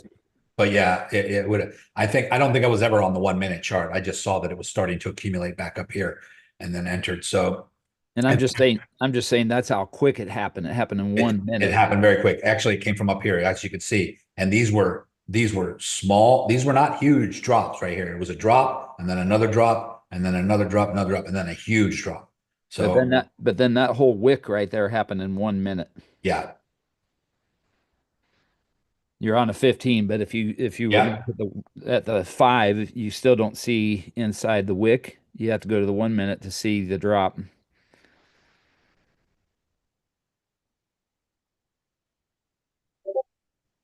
Yep. It was a big one. Yeah. So my question, trading's predominantly it's fundamental to begin with, structurally and levels and patterns, but it becomes 95% psychological to be able to swing the bat again. Yeah, that is. I say this all the time, guys. It's a mental game, and it's fear and greed, and a lot of times we make our decisions based on totally emotional. It's all emotional. But and when I say re-enter, and I put that in the Discord, and I say basically wick down to 179. I was stopped out and I re-entered. A lot of times when people read this, re-enter, they get scared to do that. They're like, "Oh, what do you mean re-enter? I just got stopped out. I just lost money. You want me to go back in?" Yeah, that's what I do. Yep. Go back in. It's scary sometimes, but people who've been in here long enough have heard me say the term "third time's a charm" probably 1,000 times, because just because I got stopped out doesn't mean I was wrong in the direction that I think it's going, but my timing might have been off because I did not anticipate that big wick down, right? In fact, I saw that we were coming into an apex on major support, this support line right here. And the apex is the downward trending resistance coming into an apex. So to me, it's going to come into tight here and break out to the upside, preferably. But obviously, as you can see, there's been some times when it wicked down, but these wicks down, these wicks here, we're not close to the apex. The tighter we get in the apex, this right here, coming back up above it, thinking that this is the time we're about to break out because we're getting tight into the apex, the corner. And the fact that it didn't get lower here and it was a higher low than here usually is an indication. And this could just be a quick wick down, a quick fake out, take out the last people before the big bounce out. And sometimes you just got to take that chance and re-enter. Now, usually when you see a big candle like that or a big wick like that, I wasn't on the 1 minute, but actually it was several minutes here. We got 1 minute, 2 minute, 3 minute, 3 minutes down to the bottom, a couple moves up. But on the 15-minute, it's just one candle all the way down. But when you see a big wick like this, that is the bulls buying it back up very quickly. And we are upward trending back up to what? We're coming back up to the original downward trending resistance line right here. And no doubt in my mind, we're going to hit it. So that's at least right up to the $2.05 range again. Whatever caused this, I don't know. I didn't do any research to see, but I re-entered and I already moved my stop loss into profit. So I'm not at any risk right now. I'm up $530. I could just take it, but I'm not in this trade to make $530. I'm in it to try to catch as close to the bottom as possible before the big move to the upside. Because if this can go, and it will do that eventually, guys, one of these times it's going to be the time. So I'm willing to re-enter until that happens. But let's just say this is the time in my entry, and it does get back up to the 220, 230. That's 14% move to the upside. Not that big of a deal. Doesn't seem like a lot of money. But at 10x leverage, that's 140%. And I have $1,335 or 600 XRP on this one. So what if this is the time that it breaks through that too? What if this is the time that it goes up and this is it? It never comes back down again to this low. I don't know. when that's going to happen, but I imagine it's going to happen one of these days. And you're either going to be in a long position or you're not. You're going to be wishing you were. So for me, I'd rather take a bunch of little nickel and dime stop losses hit while I'm waiting for that to happen, because if I can time that bottom and enter somewhere down in this zone, whether it's here, down here, wherever, if I was entered down here, which I was, and we made money on a couple of these and it came all the way back down. In fact, I think I was up quite a bit here, and then I finally got out down here because I kept moving my stop loss up into profit, and it finally took me out. And then, but what happened? I accumulated a bunch more XRP, and then it comes back down to this level. I get in again. I didn't expect it to drop to the bottom again, but I was in here because we were hitting this as support. The fact that it did this is fine with me. Okay, it took me out a little bit here. I get back in even at a lower entry. But if this is finally the time, and I don't know that it is or not, but eventually it will be. I don't know when, but if it is finally, and we get back up to the $3.60 range, which is the high right up here, this is the top zone that we were in. That's an 89% gain. So that's an 890% gain with my 10X. That's 800. That's basically $1,334 times 890%. Now that's $11,000 in profit on that trade. And that's XRP, 11,000 more worth of XRP. So what do I think of XRP? If I think XRP is going to be at $100 someday, then to me, 660 XRP on risk right here times 890%, that's an extra 5,000 XRP for me. And if it does get to $100 someday, that's another $587,000 that I've just accumulated from this one little trade. So I know for some of you, it might look like, oh, you're only making $500. Well, right now, yeah, but if it does finally break out of that downward trend and it just gets up to this level and bounces and comes back down, and I close this out and pull 5,000 more XRP out of the deal, that to me, that's just long-term hold money. That's just long-term hold XRP for me for the day that it does get to $100. But what if it doesn't stop here and it does continue and it finally goes to $5 or $6? Now we're talking ridiculous. Now it's starting to get ridiculous. So I'm hopeful that one of these trades is going to be the one that does that. But at the same time, it may not be, but I'm still gonna accumulate a lot more XRP along the way. That's my goal. That's the reason why I trade on an XRP margin and a Bitcoin margin, because I'm trading to accumulate more of it. I do believe Bitcoin will be $1 million one day. How many are you going to have when that happens? Are you just going to have like 0.05 Bitcoin because you can never accumulate more of it? Or are you going to have multiple Bitcoins? If XRP does get to $100 or $250 or $400 or $1,000 one day, how many are you going to have? Are you just going to have 1,000 of them? Or are you going to have 100,000 of them? So that's up to you guys how you want to do this. You don't even have to trade on a coin margin. You can trade on a USDT margin and just take cash out every day, every week, and pay your bills with it if you want. That's totally up to you. So going back to my question, and can you zoom back in? That's where it could go. But my question's pertaining to entry. I'm not trying to trade this right now. I do want to get positioned, but I'm not doing it today or tomorrow. So I'm not asking you to hurry up and put on a trade, just so you know. Yeah. When should you get in long? I would say if it breaks this downward trending resistance right here and gets above that, then it's probably going to come up to the next range up here somewhere. And because we do have resistance, support, resistance at this red line, but also it just so happens to be the downward trending resistance as well. So if we break this downward trending, hold above this floor, which was also support. So what it'll look like is this. So this would be the best entry. Get above this and hold this as support and start to climb. That would be a great entry. Yeah. So if you missed this whole thing like I did, you always want to wait for it to come to you. And so that point right there where you got your cursor is really the next best place for it to come back to you, not waiting for it to go lower and do a double bottom. But if it breaks out, pull back and then enter. Yeah. Now, is there always a pullback to retest? No.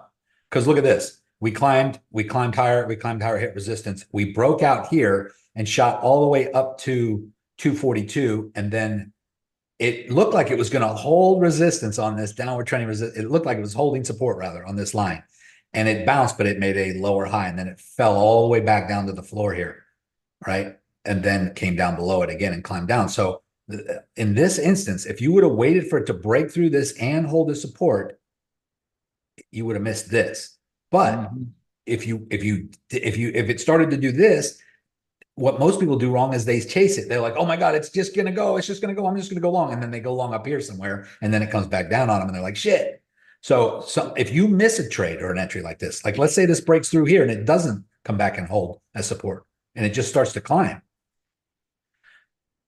then you're going to be tempted to get in up here, but this is where it might hit resistance and come back down. This is where it hit resistance and come back down. So being in below this is where I'm taking the risk, because it may hit this and come down further. It may hit this right here and then come down again and double bottom.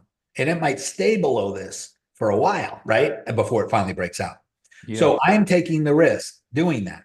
But I also know that if it does break out, I don't have to worry about a retest. And I already have my stop loss and profit now. So I will just continue to move that up slowly.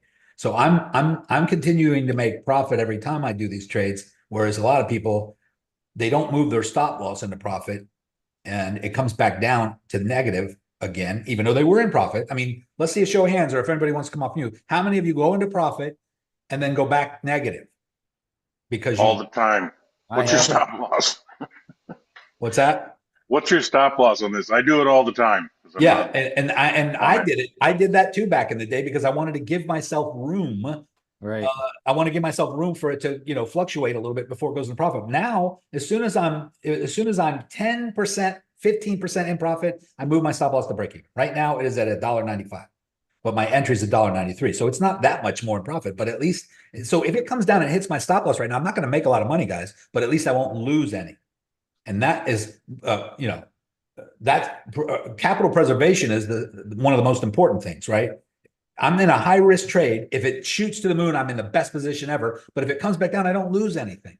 So that's the best position to be in. It's like it's a no risk situation at this point. Now it was risk when I entered this position because my stop loss was down here in a loss. But as soon as it started to climb up, I moved my stop loss. I do it relatively quickly, usually at 10 or 15% in profit. Right now, I'm at 36% in profit. I'm up 239 XRP, which is $479 at the moment. It's not huge. That's not life-changing, but I'm not in it for that. I'm in it for the big breakout. And as long as I'm in profit and my stop loss is locked in profit and I don't risk losing any XRP, I'll do this over and over and over again until it breaks. I don't care, because one of these days it's going to break. And all of you are going to be like, holy shit, you got a great entry. Some of you are going to have a better entry than me, because I've seen some of you do this before where I had a good entry, but you guys got in down here somehow. Some of you were paying attention and you really got in at the better entry. How many of you got in lower than my entry? Because I know there's people in here that do this regularly. They get better entries than me and they don't even talk about it. They don't even come publicly. I think I'm in $1.92. What'd you put your stop loss at? My stop loss right now is $1.95. Okay, thanks. It's right here, a little bit above my entry at $1.95, and it's below this first support zone. As you can see, though, if I zoom out, we do have upward trending. Let's just take a trend line and put it from here and do it like this. To me, that's another little wedge, another little apex that's happening, right? So to me, we're going to come into another apex. It's going to be like this. It looks like it's holding above this line right now. It hits the bottom here, comes back up. It's either going to do one of two things, guys. It's either going to break out to the top or break out to the bottom. If it cannot get above this, it's going to passively come back down. What will I do at that point? Once it starts to get up here, close to that breakout, I'll probably move my stop loss up a little bit more, just to lock in a little bit more profit. Because if it does break below that, if it breaks below this and it can't get above that, then it's possible that we might have a double bottom coming. But at least I'll take another, 100 or 50 or 200 XRP off the table and put it on my wallet until the big blowout. Eventually there's going to be a blowout. Steve, good job. $1.78 a few weeks ago. So you got in back here, down here somewhere, or down here. Good job. Good job. You've been holding for a while. I mean, you could have taken big profit here probably. I know you're in it for probably a much bigger move to the upside. So good job there. Joe, been long on XRP since November. Good job, Joe. Oh, you got it way back here then. Way back here. Unless you bought in way up here, but but if you got in way down here in the dollar under the $2 zone, that's good. And see, so some people are just holding and holding and holding. They're riding out the ups and downs because they're waiting, because their stop loss is way down here. They're not even trying. They're not even worried about locking in profits when it's just a little bit in profit. These little times when I move my stop loss to break even or in profits, because I don't really want to lose, because I'm trading on an XRP margin. I don't really want to lose any XRP, because to me, one XRP could be worth $1,000 someday. Right now, it's not. I know that, but I don't think of it as the current price. I think of it as the future price, and I'm trying to accumulate based on that. I'm really only losing $1. If I lose one XRP, I'm losing $2. Not a big deal, right? But if I think XRP is going to be $1,000 someday, I'm thinking of it as $1,000 per XRP. So I'm very cautious to move my stop loss into profit, because I'm trying to accumulate as much of it as possible. Josh entered at $1.93, was overly aggressive with stop loss and already taken out at $1.95. Okay, so that can happen too. If you move your stop loss too close, like right here, you get in $1.93, and this probably took you out right here. So I don't move my stop loss to break even or in profit until I'm at least 15% into profit. And I look at that down here. Right here, I'm at 36% right now. But I move my stop loss to break even or in profit when I'm at least up 15%.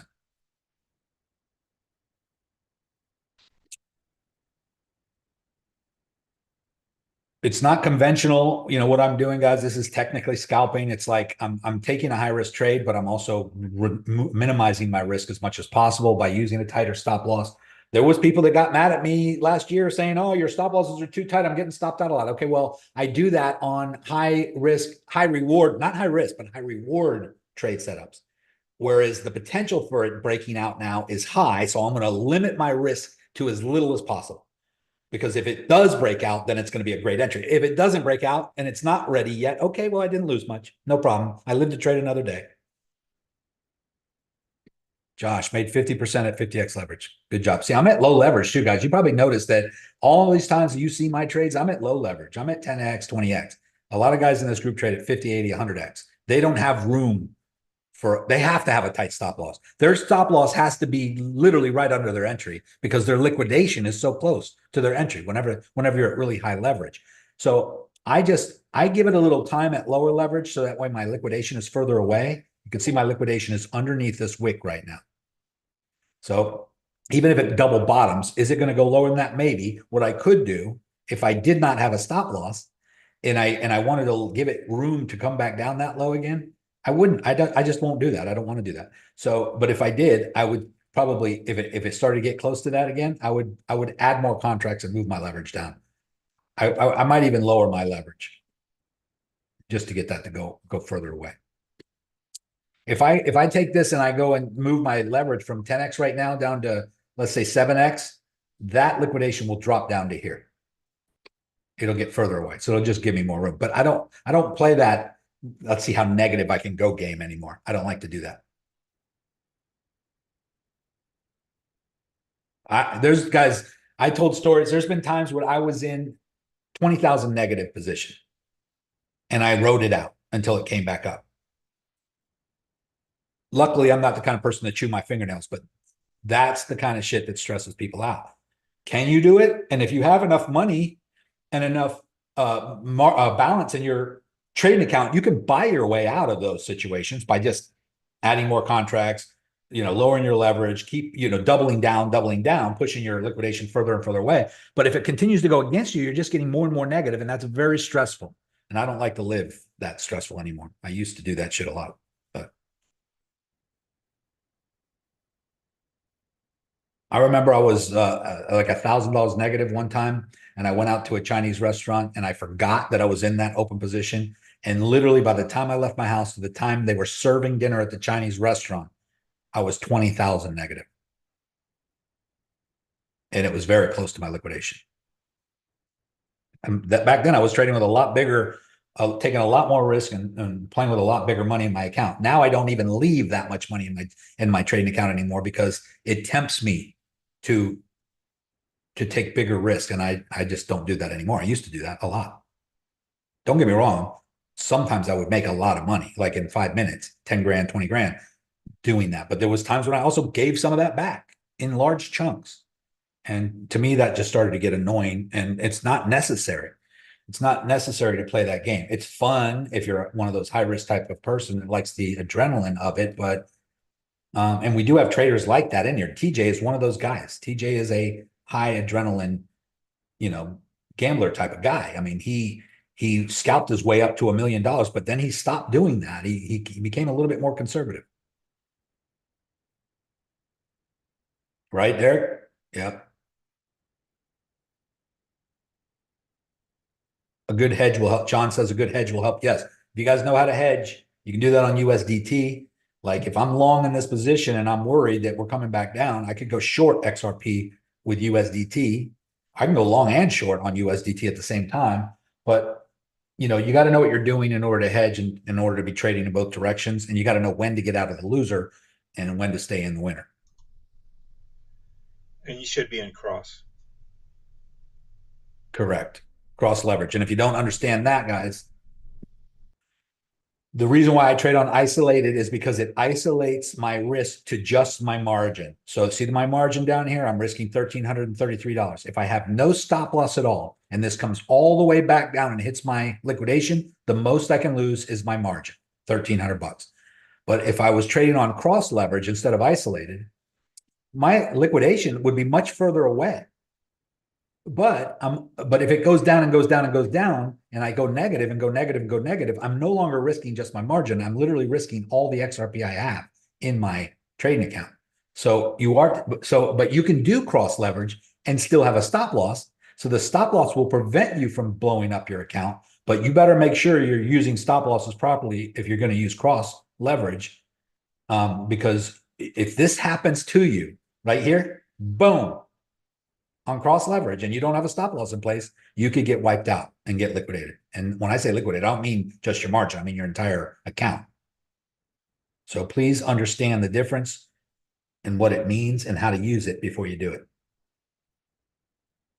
Hey, Nico. Yes. How about a 30, 60-day crystal ball on XRP? I've got a chunk of money I could deploy for about 30 to 60 days.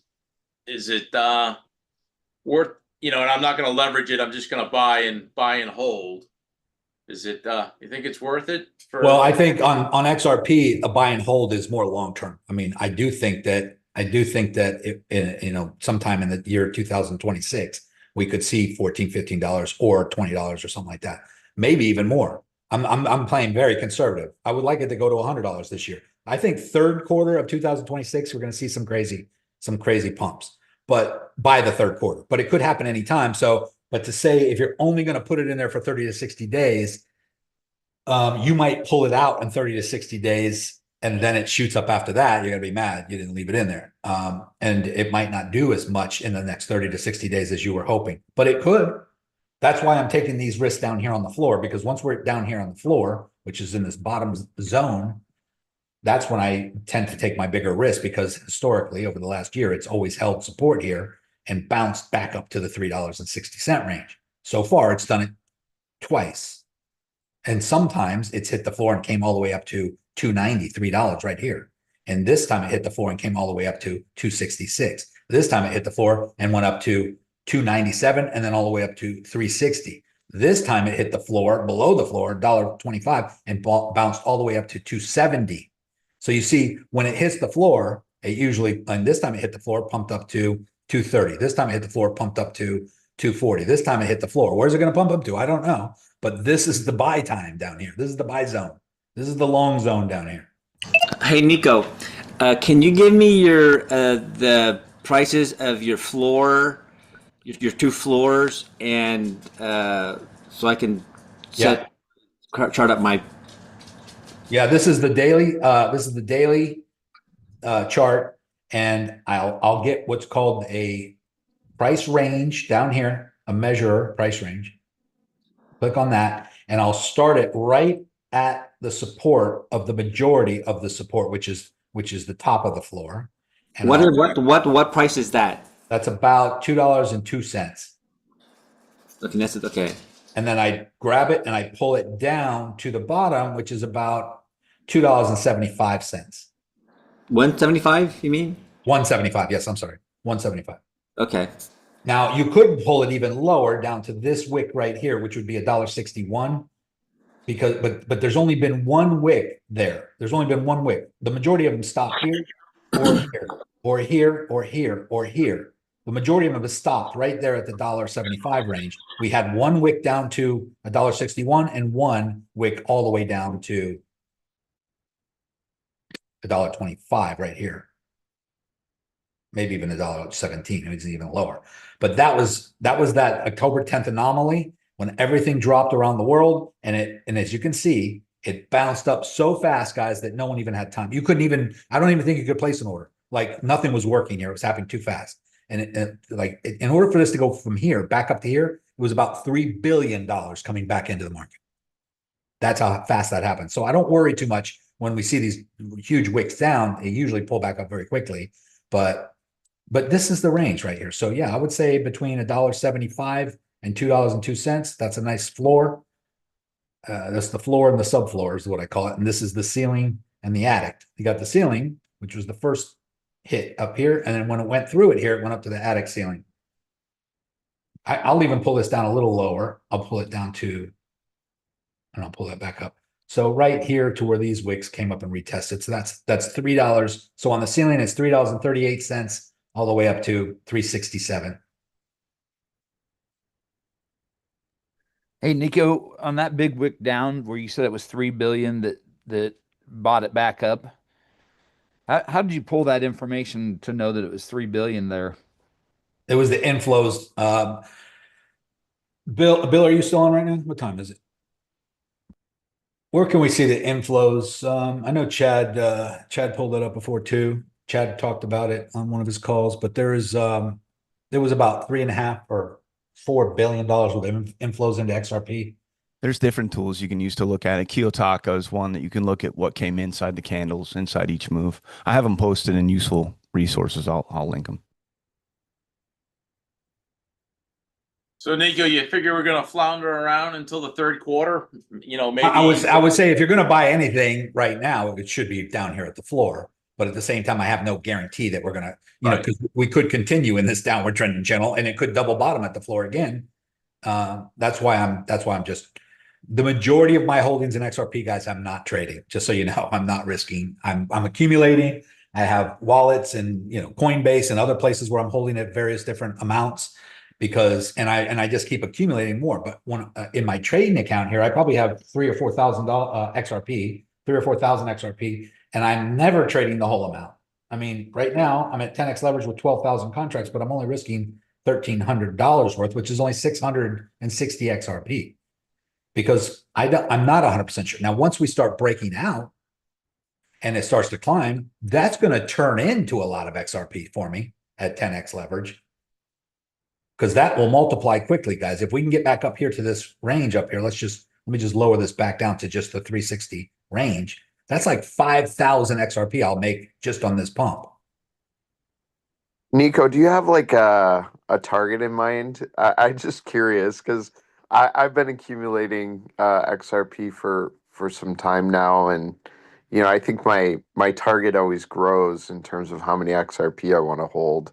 But with XRP, I'm more of a buyer and a holder with it. I trade it sometimes too, but I'm more of a buyer and a holder with it.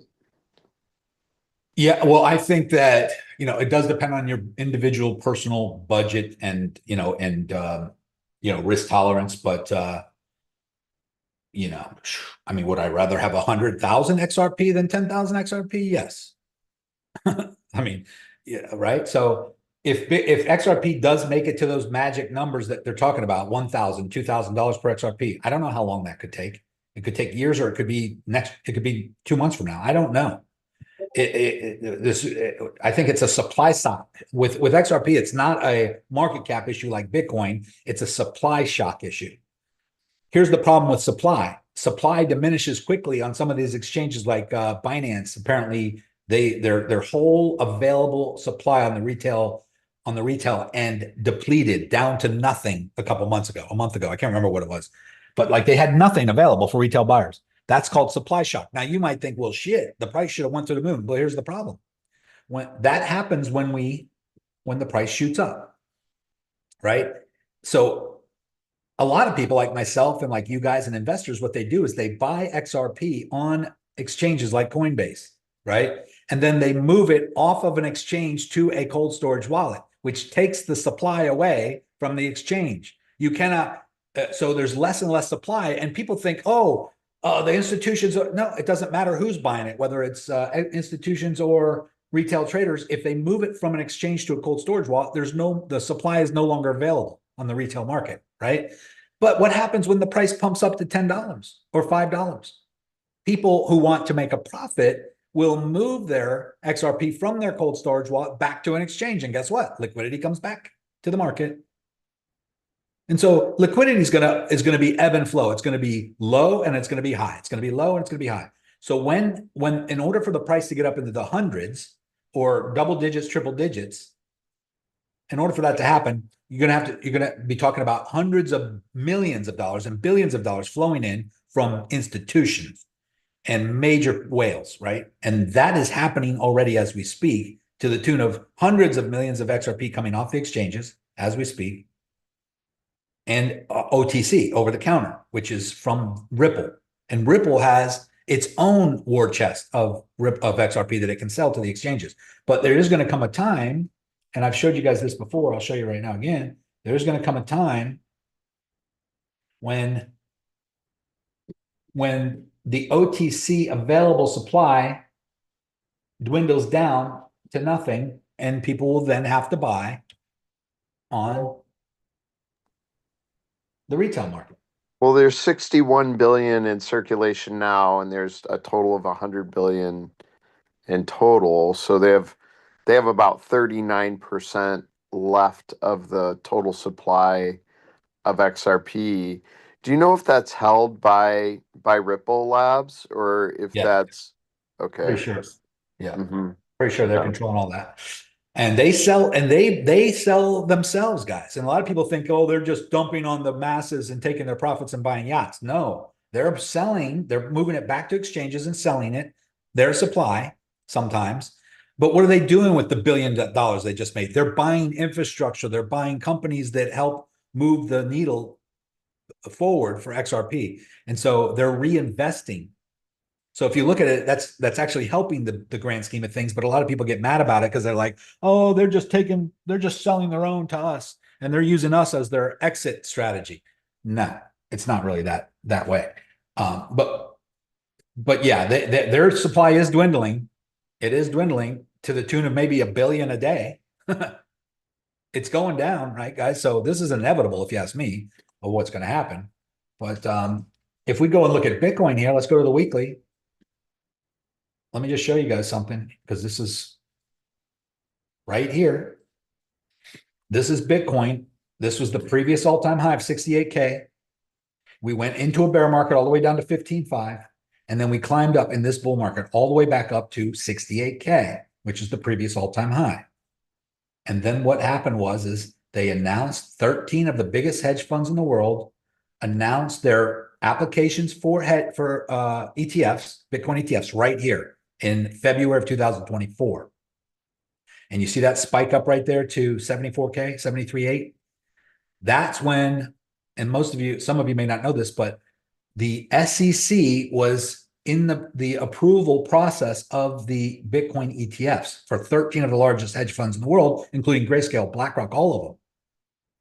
The price wasn't going up. And then they announced, there was an announcement on the SEC Twitter channel, believe it or not, that it approved the ETFs, and the price pumped up to 73.8. But that was a fake. It was a hack. They got hacked. They announced that they got hacked. This is crazy, right? It was crazy that the SEC's own Twitter channel got hacked. And they did not approve the ETFs. And what happened was the price dropped all the way back down to 60K for Bitcoin. And then literally 2 weeks later, they approved it. They did approve the ETFs, and the price pumped right back up to 71, but it didn't make a higher high. And then since then, it came down all the way to 56, bounced up to 71, came all the way down to 53, bounced up to 70, but it came all the way down to 48K right here, guys. So even after ETF approval, the price went down, down, down. People were like, "What's going on here? You got billions of dollars inflowing into Bitcoin now. All of these hedge funds, they're all buying billions of dollars of Bitcoin. Why is the price not going up?" It just was going down and creating a giant bull flag, by the way. And it came all the way down and retested right here, previous resistance, before climbing out, climbing up, and breaking out. Now, right here is when Grayscale ran out of Bitcoin to sell to the ETFs. The reason why the price wasn't going up is because they were buying billions of dollars of Bitcoin from Grayscale. They weren't buying it from the retail market. If they were buying it on Coinbase, the price would have shot to the moon. But they were buying it from Grayscale, and Grayscale already accumulated all the Bitcoin all the way up. Grayscale accumulated billion of it. That's why the price was climbing in the bull market, right? Grayscale sold to the 13 hedge funds billions of dollars of the Bitcoin, and when they ran out, that's when the price shot up. And it's going to happen for XRP the same way. So don't worry about the ETFs. There's 7, I think, or 13. There's 7 that have already went live. Once BlackRock announces their XRP ETF, which is coming, it's in the works. It's already there. It's going to happen. You're going to see XRP finally have to pump when the amount of XRP that they're buying from the OTC market gets down to nothing. There's no more left for them to buy. They have to buy it on the open market, and that's when you're going to see price appreciation very quickly. That's when it's going to pump. So you just got to be patient, guys. You just got to understand this game. It just takes a little time for all of these things to happen. And I know I give a lot of analogies, but it's kind of like if you take a flower pot and put it out in the sun, what's going to happen? Is the plant going to grow out of the flower pot? No, it's not. Why? Because you don't have any soil in it. You don't have a seed. You don't have a tree seed or a plant seed. You don't have nothing in there. Why would it go? Why would anything happen? Right? But you take soil now, nice fertilizer, and you put it in the pot and you put it out in the sun. And then is anything going to happen? No, soil is not going to grow anything. It's just you have 2 elements now. You have the soil and you have the sun. Then what? What do you need? What if you put water in it? Still nothing's going to grow because you didn't plant the seed yet. You need the pot, you need the soil, you need the sun, you need the water, and you need the seed. Once you put all of those things together, now a miracle happens. And now you have a seed that sprouts and starts to grow, but it needs all the other elements in order for it to work. And so very similar here, guys, you have all of these things coming into play, but the catalyst that's going to cause the price appreciation, all of these other things have to be in alignment. They have to all be ready. They all have to be together before the miracle happens and before the big price appreciation. So right now we are in the gardener putting the soil in and putting the pot out and cultivating the seed, getting ready to put the seed in and getting ready to water it. They have it all ready to go, but they didn't put it out in the sun yet. They didn't plant it yet. And because they're waiting for the exact right time when the switch gets flipped and all of the banks, and by the way, the banks, the financial institutions, the ETFs, the huge institutions, they're all ready. They have billions ready to deploy. And some of them are deploying. They're deploying to the tune of about 1 billion XRP per day right now. But they're going to run out of OTC money or OTC XRP, and they're going to have to buy it on exchange. And that's when all the planets have aligned and the thing just takes off. And those who are already positioned properly will benefit. Those who are not are going to be waking up one day and the price is going to be up and be like, holy shit, I should have bought some. And you guys mark my words. In our own group, Crypto Renegades, you will see people posting, man, I wasn't ready. I was just getting ready to buy XRP. I know you've been telling me to do it for a year, but I was just getting ready to buy some. Now it's too late. You watch. You're going to see people in our own group with that same problem because for whatever reason, they sat too long. They didn't believe it was happening yet, or they weren't ready yet, or they just everybody wants to time the bottom. Everybody wants to get the lowest price, but that lowest price might not come and it might be too late. Just like back here in Bitcoin, maybe everybody at 73K was waiting for it to go back down to 50 first, and then it shot up to 108, and then it's too late. You're never going to come back down to that level. Maybe you will, in the next bear market, but so you guys just have to, you have to have the forethought and the belief in something first, I guess, before we take the bigger risk. So back to your question, Matthew, I don't know, that's your individual, what you can afford to accumulate. But I think that if it ever pops up to $100 per coin or 250 or 400 or 500, the difference between 5,000 XRP and 10,000 XRP right now is only $5,000, right? Or, $10,000, whatever it is. Yeah. $2. But the difference when it gets to $100, the difference between 5,000 XRP and 10,000 XRP is going to be $1 million. Well, and I see some of these lower targets for XRP, like 172 or whatever it is. And, sometimes I'm like, well, should I wait to buy then? And then, no, I don't. I just, I'm accumulating it, That's right. Along the way, on the way down. And I've been doing that for a long time. Yeah. That's my advice to everybody. Could the price drop down to 170? Yes. Should you wait to buy it then? No. Buy it now. And if the price goes to 170, buy more. If it goes down to 155, buy more. That's dollar cost averaging. But don't wait for a big dip to buy. You know how many people I know personally who made a stake with Bitcoin and it was, $1,000 per Bitcoin, $1,200. I was telling my friend, buy. And, oh, no, I'm going to wait for it to go back down to 300. And then it went to 5,000. Like, oh, shit, I should have bought it 1,200, but now it's too late. And then I said, no, it's not too late. It's going to go to 10,000. Oh, I'm going to wait for it to come back down to 1,200. Goes up to 10,000. They're like, shit, I should have bought it 5,000. It never ends. It's not going to end. You're going to have that same regret every time. If it's a crop, it takes another 6 months to harvest. That's right. Patience, guys. It's patience. This is XRP has been going for a long time, but the people who, and by the way, you're lucky to be in a position to be able to accumulate under $2 or even under $3 as far as I'm concerned. Anything under $3, I was saying back, 2 months ago, anything under $3 is a steal compared to where I think it's going. But imagine if you could go back and buy Bitcoin at $13 or $20. And then you might say, yeah, that would be awesome. But wouldn't it also be awesome to buy Bitcoin at $100? Knowing what it did? Could XRP ever make it to $100,000 like Bitcoin? Yep, it actually could. Now, it would need like a $100 trillion market cap, but that is possible as well if it's handling the settlement for all the money in the world, or most of it, or even half of it. Because I think we're talking about quadrillions of dollars per day in transactions. And I know that might sound like a lot of hype and a lot of belief on my end. I don't know where it's going to go, guys, but I know what its potential is. I mean, no one ever thought Bitcoin was going to hit 100 grand back when it was $1,000, guys. No one.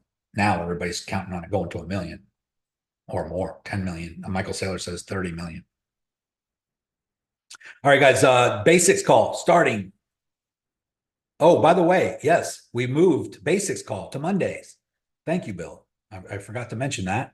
So instead of onboarding is just on Fridays. Now we got basics call right now at 2:00, which is a great call for you guys to get on if you're new. And Bill's going to go over the basics, what you really need to know to get everything set up, make sure that you understand all the basics. And getting on these calls with me, we're talking a little bit more higher level sometimes, taking trades, but the basics calls are great for those of you who are still new. You don't have to be brand new, but just relatively new. But yeah, I don't have a limit to how much I will accumulate. I can only afford so much myself, but if you got, let's just say you got 20,000 or 30,000 XRP and XRP hits $100, you got a few $1 million there. What do you got? 30 million, 30,000 XRP times $100, $3 million. If it gets to 400 or 500 after that, I mean, do you think it's going to come down after that? No. going to be it needs to be a solid high price in order to handle the transactions. It cannot be volatile. It's not going to be a speculative asset like Bitcoin that people buy and sell on pump and dumps. XRP will have to hold a high price, in order to be a stable coin to handle the transactions. It's going to be different. It's going to be different. Hey, Nico, back to the Optio token.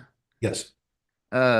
When Billy essentially gets it cleared or approved for whatever price, somewhere between 1,000 and 1,500, or be nice if it ends up being 1,000 for this group. I'm interested in 10. What is the avenue? I'll go through the ICO stuff, but what's the avenue once he clears that and tells you? Well, it was $1,000 up, and I Right. think has anybody bought any Optio or buy 10 get 10 recently? Anybody on here that has? Because I know people were doing it just as recently as last week. But he was going to get back with you. He said he was going to try to figure that out. Yeah. So I'll just remind him now to let me know. But the avenue for you is go into the ICO channel. Yeah. But I figured once he gets it clear, there might be a link or something to No, have. it's all the same. You just gotta buy them, and then if you've already gone through this, just go to the ICO channel and go to the pinned messages up here on the ICO channel. Whoops, ICOs. Yeah, because I'd be interested in getting 10 as well. If we can get to 1,000, that'd be great.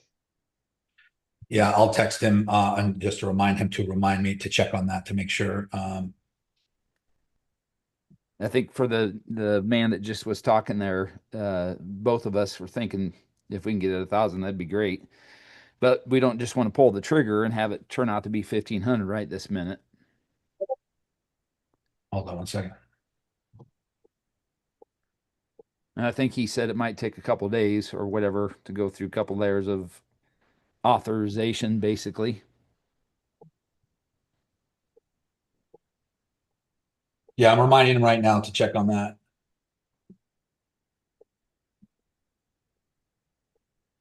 And but it would be the same thing. You would go to my original post here, and you would just follow these steps. I'll wait for him to let me know, but that's it. Just follow these steps.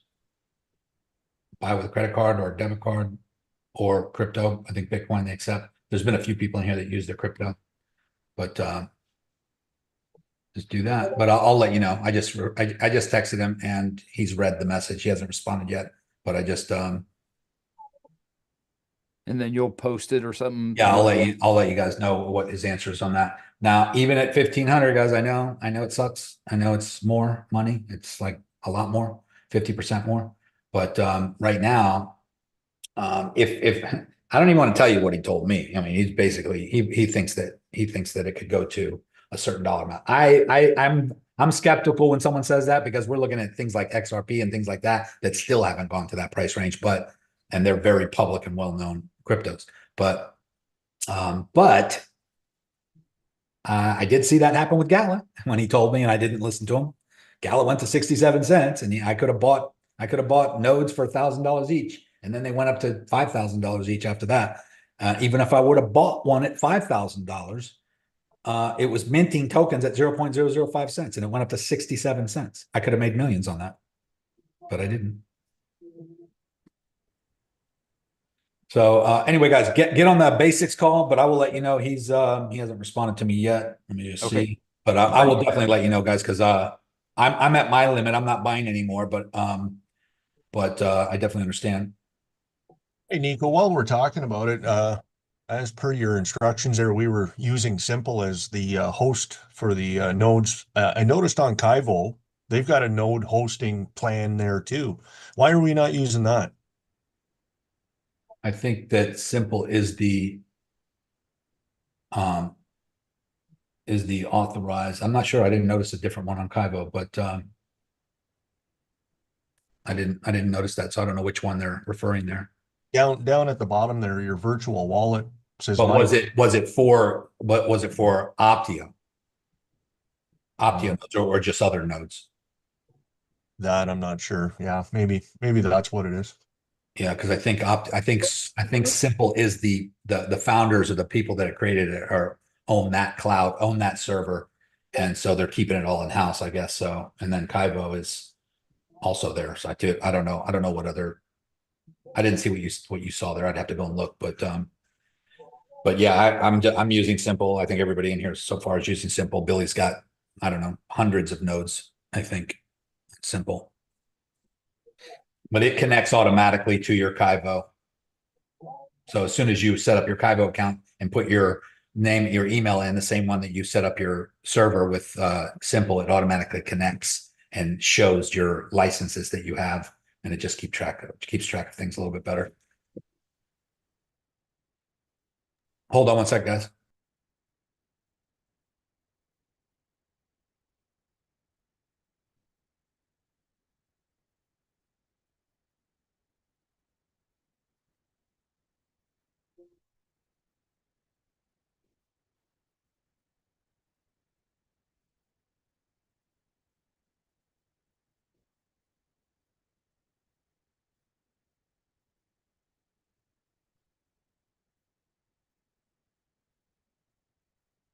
Bills. Okay. So, matter of fact, I think I might take the code and buy a couple more too, because I don't even know So a code is coming for that.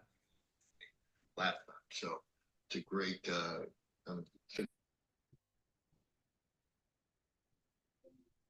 He's gonna have a code for me in a few minutes. I will share it in the group, and it's gonna be probably good for about 5 days, he said. Have a great day, Nico. I'm gonna go over to Bill. Say again?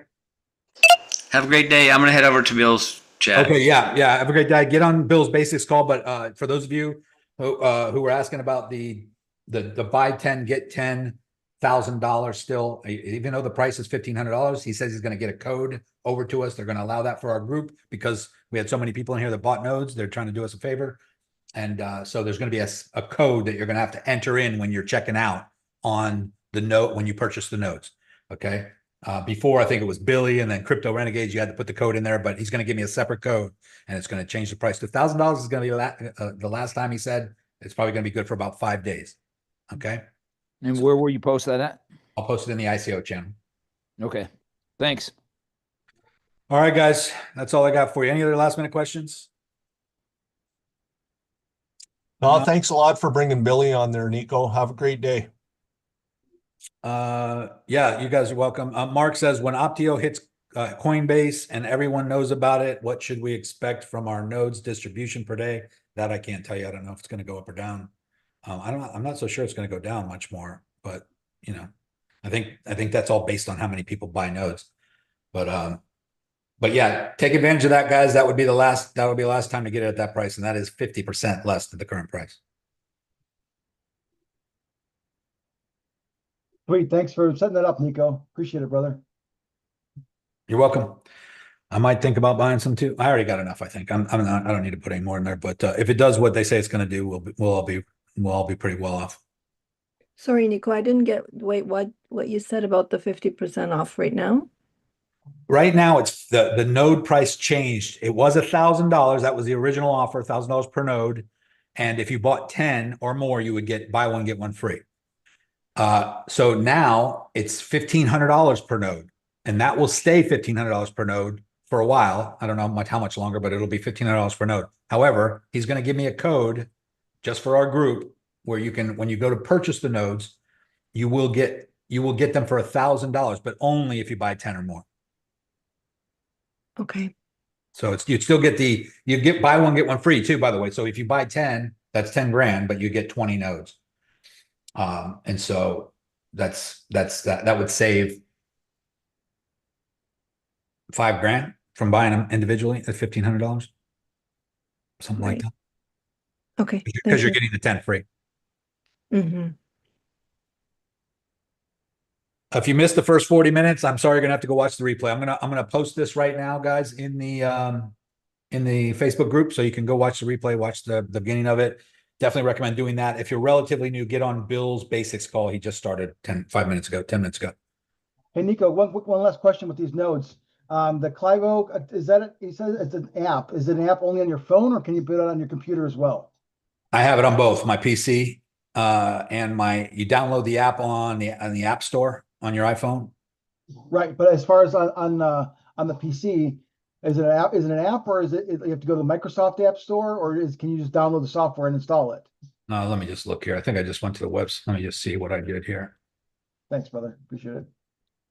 Yeah, it is an app. Let's see. What do I have here? It's app.kivo.io. App.kivo.io. And then you can set up your account there and log in, and you can download the app afterwards if you want and then add it. But I have it on both my phone and on my PC. Cool. Awesome. Thank you. All right, guys, have a great rest of your day. If you have any more questions after this, just ask it in the main chat or in the help desk or send a DM to me. We'll get it squared away. But as soon as I get that code, I'll put it in the ICO channel. Don't feel pressure to do it, guys. It is risky either way, no matter what. I know I keep saying that, but you're going to learn. There's going to be more too. There's going to be more ICOs coming in the future. There's going to be more stuff from the same parent company, I believe. So there's going to be other opportunities. It never ends. Opportunities don't end. So don't have FOMO if you can't afford to do it right now. It is risk capital. Just keep that in mind. All right, guys, take it easy. Have a great rest of your day, and I will see you on the next live call and see you in the chat. You too. If I see any changes in the